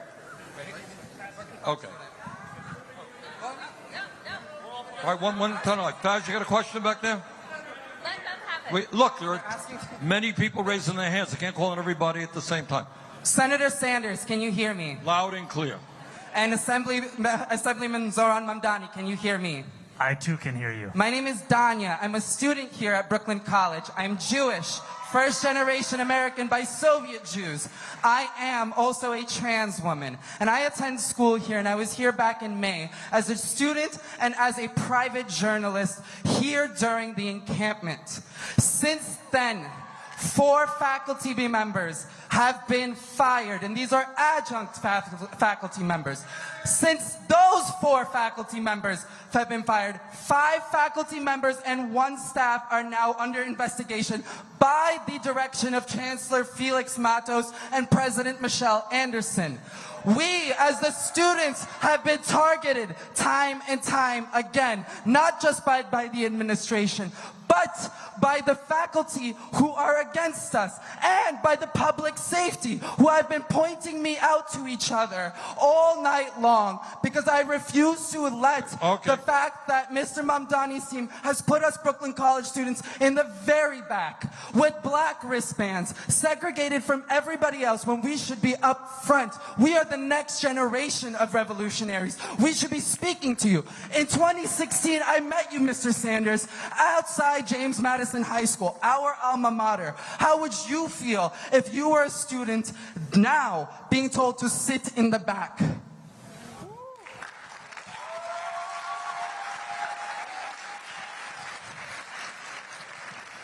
Thank you.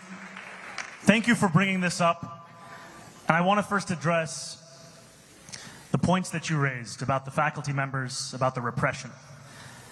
And the reason that I began my speech in solidarity with PSC, can you all stand up if you're a PSC member? Can you stand up if you're a student of Brooklyn College?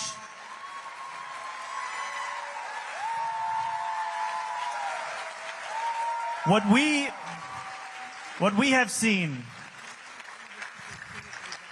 and James, for a little dramatic effect, can I steal your hat? Thank you, James. Give it up for the head of the PSC, James Davis!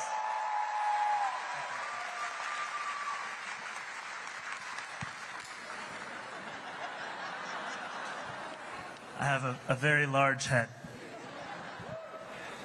I wear this hat, and I say this in this moment, because the point that is being raised is that we are seeing faculty members who are facing not just discipline, but termination for the crime of expressing solidarity with the fight for Palestinian human rights.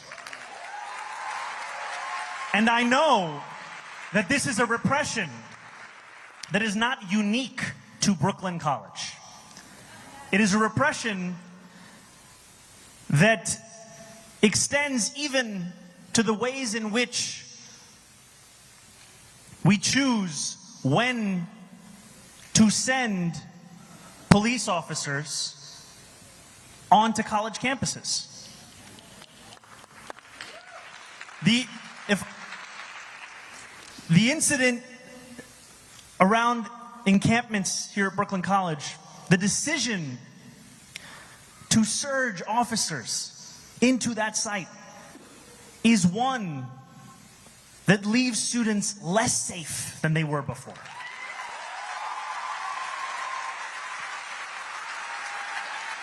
And that is why I have said, as a mayor who will live up to Eric Adams, of all people's statement in 2021, that New Yorkers need not choose between safety and justice, that I will be committed to delivering actual safety, not to the use of the term as a means of repression.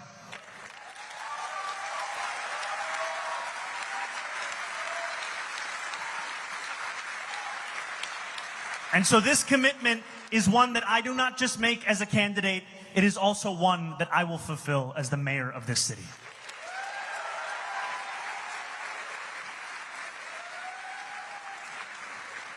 Okay, let's try this section over here.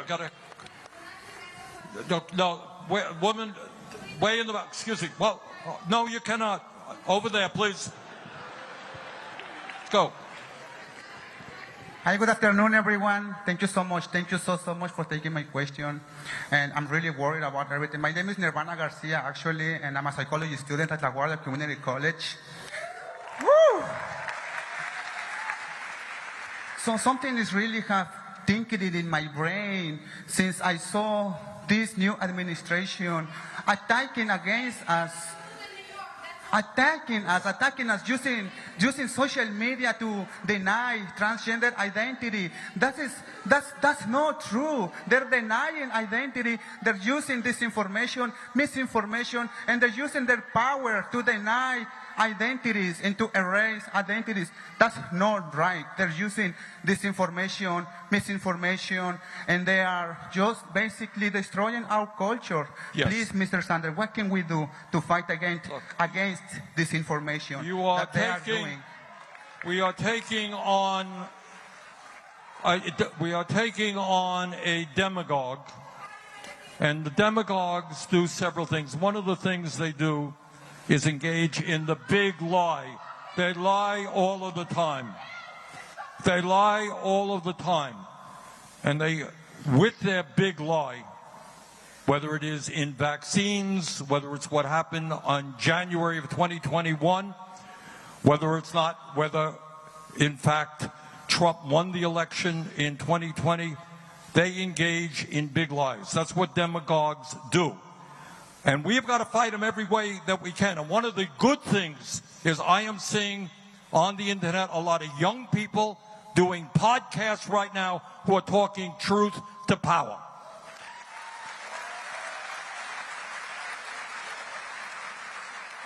But you got to fight back, because the cornerstone of what Trumpism is about is a big lie, and you're right. All right, other questions? Okay, young lady right here. All right. Yeah. Hi, Mr. Sanders and Mr. Mamdani. I'm so excited to talk to you guys. Here's my question. So basically, I'm going to sit down because I have a lot of spine issues.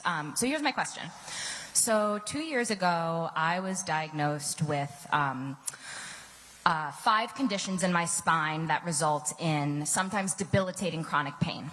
And I had to quit my full-time job at the time because it was not like... It was a very physical job. It was an education-related job.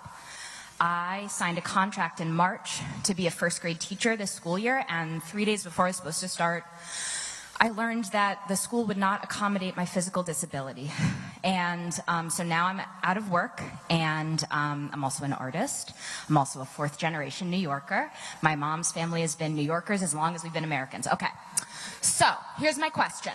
I joined your campaign, Mr. Mamdani, because I love everything you stand for.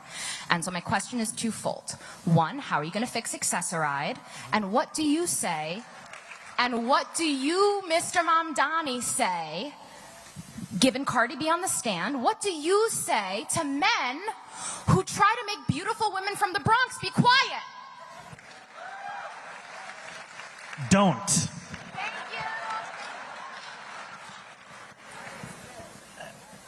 You know, and I think I have to say that every time I sit and talk to Senator Sanders, he will always bring up health care. He will bring up the importance of it, the necessity of it, and the fact that we need not wait for a federal government to understand our own role in reckoning with this broken system. And I think of Accessoride as one of many examples of city government's own failures. I have been guilty in the beginnings of my politics of thinking that if I were to admit the incompetence, the inefficiencies, the failures of the public sector, I would be inviting critique of the existence of that sector. But when you do not admit those things, when you do not reckon with those betrayals, those failures, you make it seem as if you do not care about the outcomes of that sector. We have allowed the right wing to take language of efficiency of fraud, of waste, of quality of life as if it is their own. It should be the cornerstones of progressive politics. And so to your point, accessoride. We can even go further with how so many New Yorkers get around New York City. More than 1 million ride the bus. We have to reckon with the failures. And one of the first things I will be doing when I get to City Hall, with the help of each and every one of you, is to audit the entirety of the work that we do and that we fund. Because we need to deliver excellence. We need to ensure that public transit, that accessoride, these are not the things that only those who cannot afford something else turn to. We need to make them so good, so reliable, so dependable that no matter how much money is in your pocket, you say, I'm going to use this. That's what we have to do.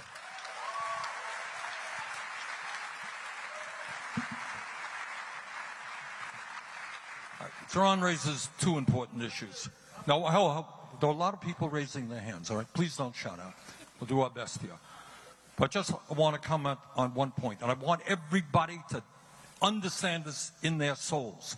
You are living in the only major country on earth that does not guarantee health care to every man, woman, and child.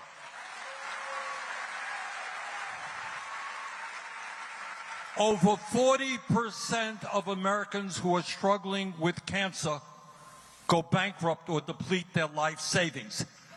That's 500,000 people go bankrupt because of medical bills. That is cruel, immoral, absurd.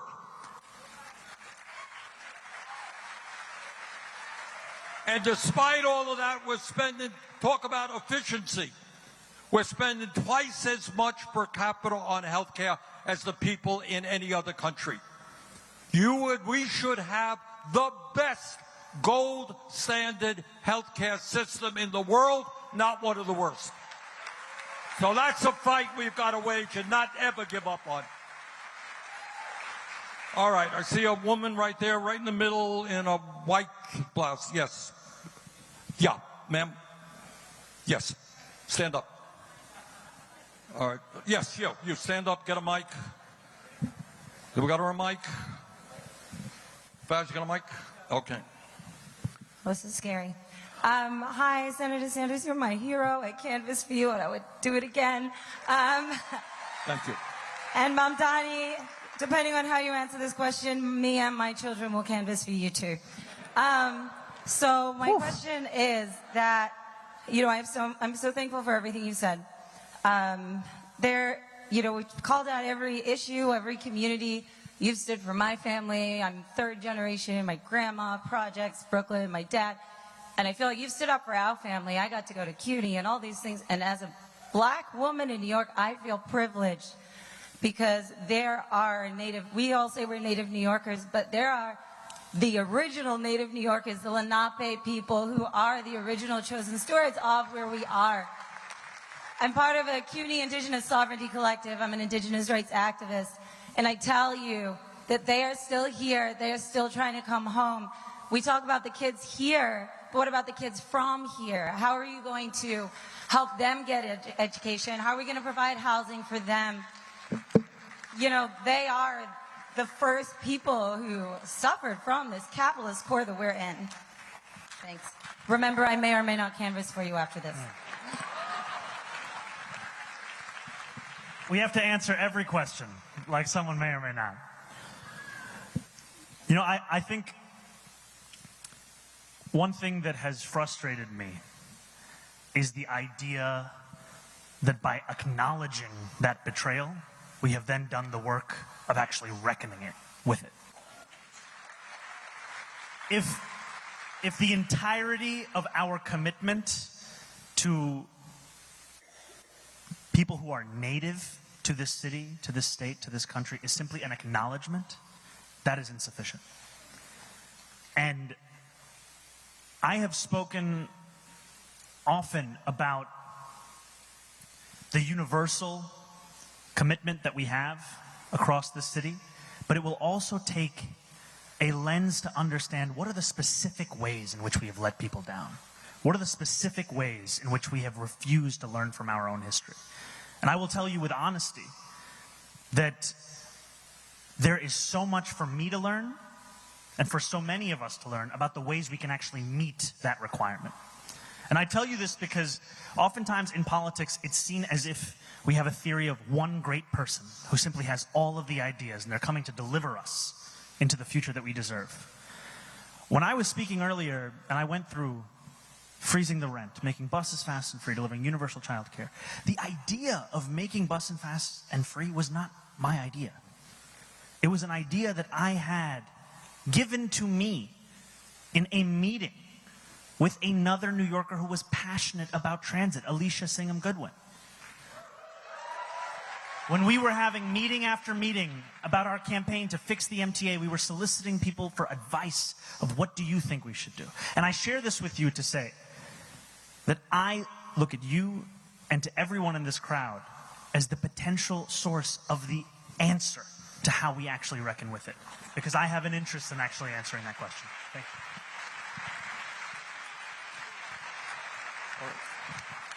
All right, let me make an apology here. I've got a plane to catch, so maybe one more question. I see a woman, Faz, right behind you. Yeah. Woman, nope, that's one. Yep.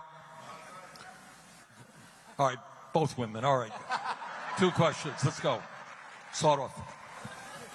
Hello, Senator Sanders, Zohran Mamdani. My name is Remy Bahati. I'm a Ugandan-born, Columbia-educated journalist.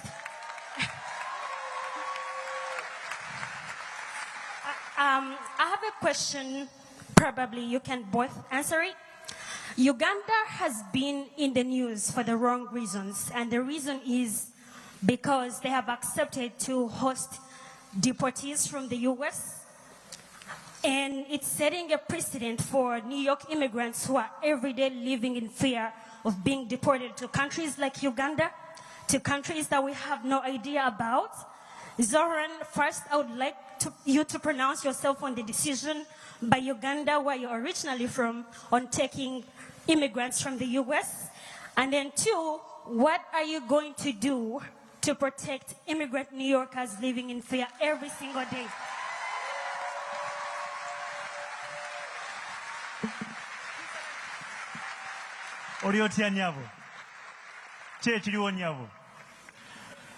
So I have to say a few words in Luganda to begin, because I'm a New Yorker, I'm an American, and also Ndimuna Uganda.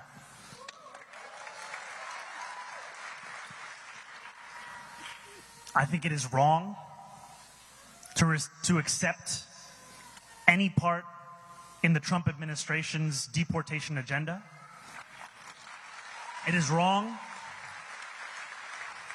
It should be opposed, and we should understand that the greatest responsibility is with this administration here, seeking to tear families apart across this country. We are in a city where 40% of New Yorkers were born outside of this country. I am one of those New Yorkers. And we know that while I am proud to be one of the first immigrant mayors of this city in generations, that representation in and of itself is insufficient. We must be prouder still of the work that we will do. And so one of the key things that we can do here in New York City is to actually start to provide legal representation to New Yorkers in detention proceedings.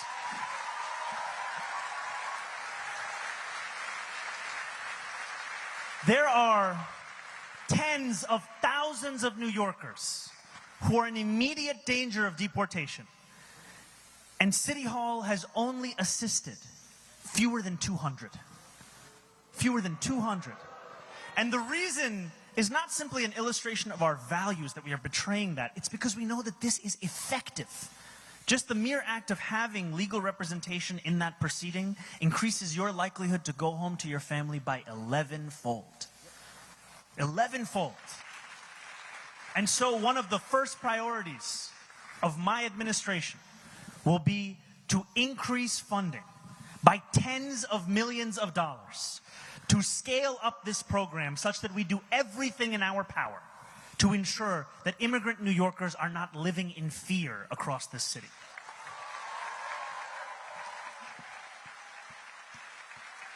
I could keep going, but I know the senators got to go. I just wanted to add to that.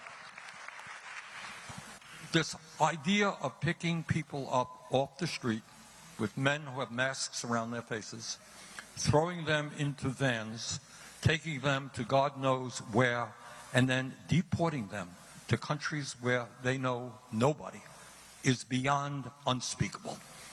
It is disgusting. It is what takes place in two-bit dictatorships. That's what happens in dictatorships, not in the United States of America. So in Washington, we have our responsibility to stop that ugly behavior. All right, last question, woman in the back there. Yeah, ma'am. Hi, thank you so much for the time. My name is Samantha. I'm a labor rights activist. My question was going to be, thank you. My question was going to be about protecting immigrant populations because so frequently they are the ones who are being exploited in the workplace. But since you have already answered that beautiful question, thank you so much, from this wonderful woman in front of me, could I ask how you're going to protect this city from the National Guard coming in?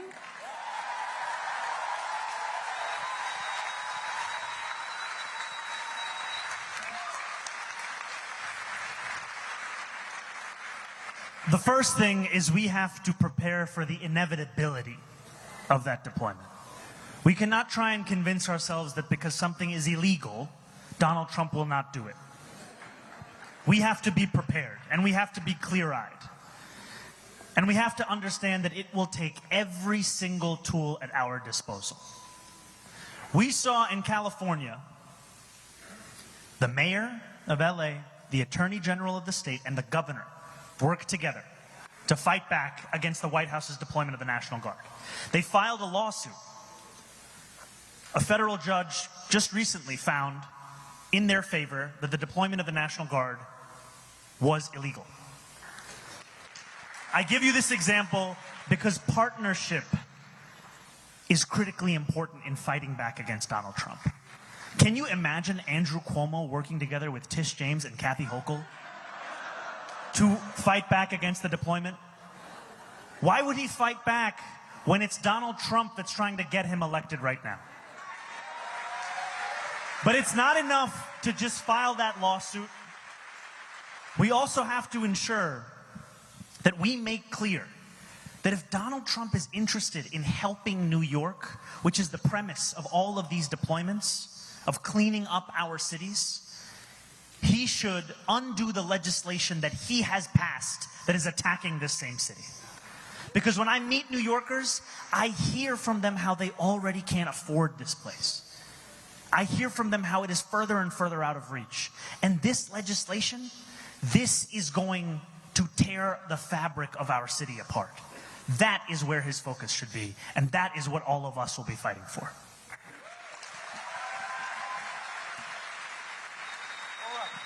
Okay. Well, listen, thank you all very much for coming out. Thank you.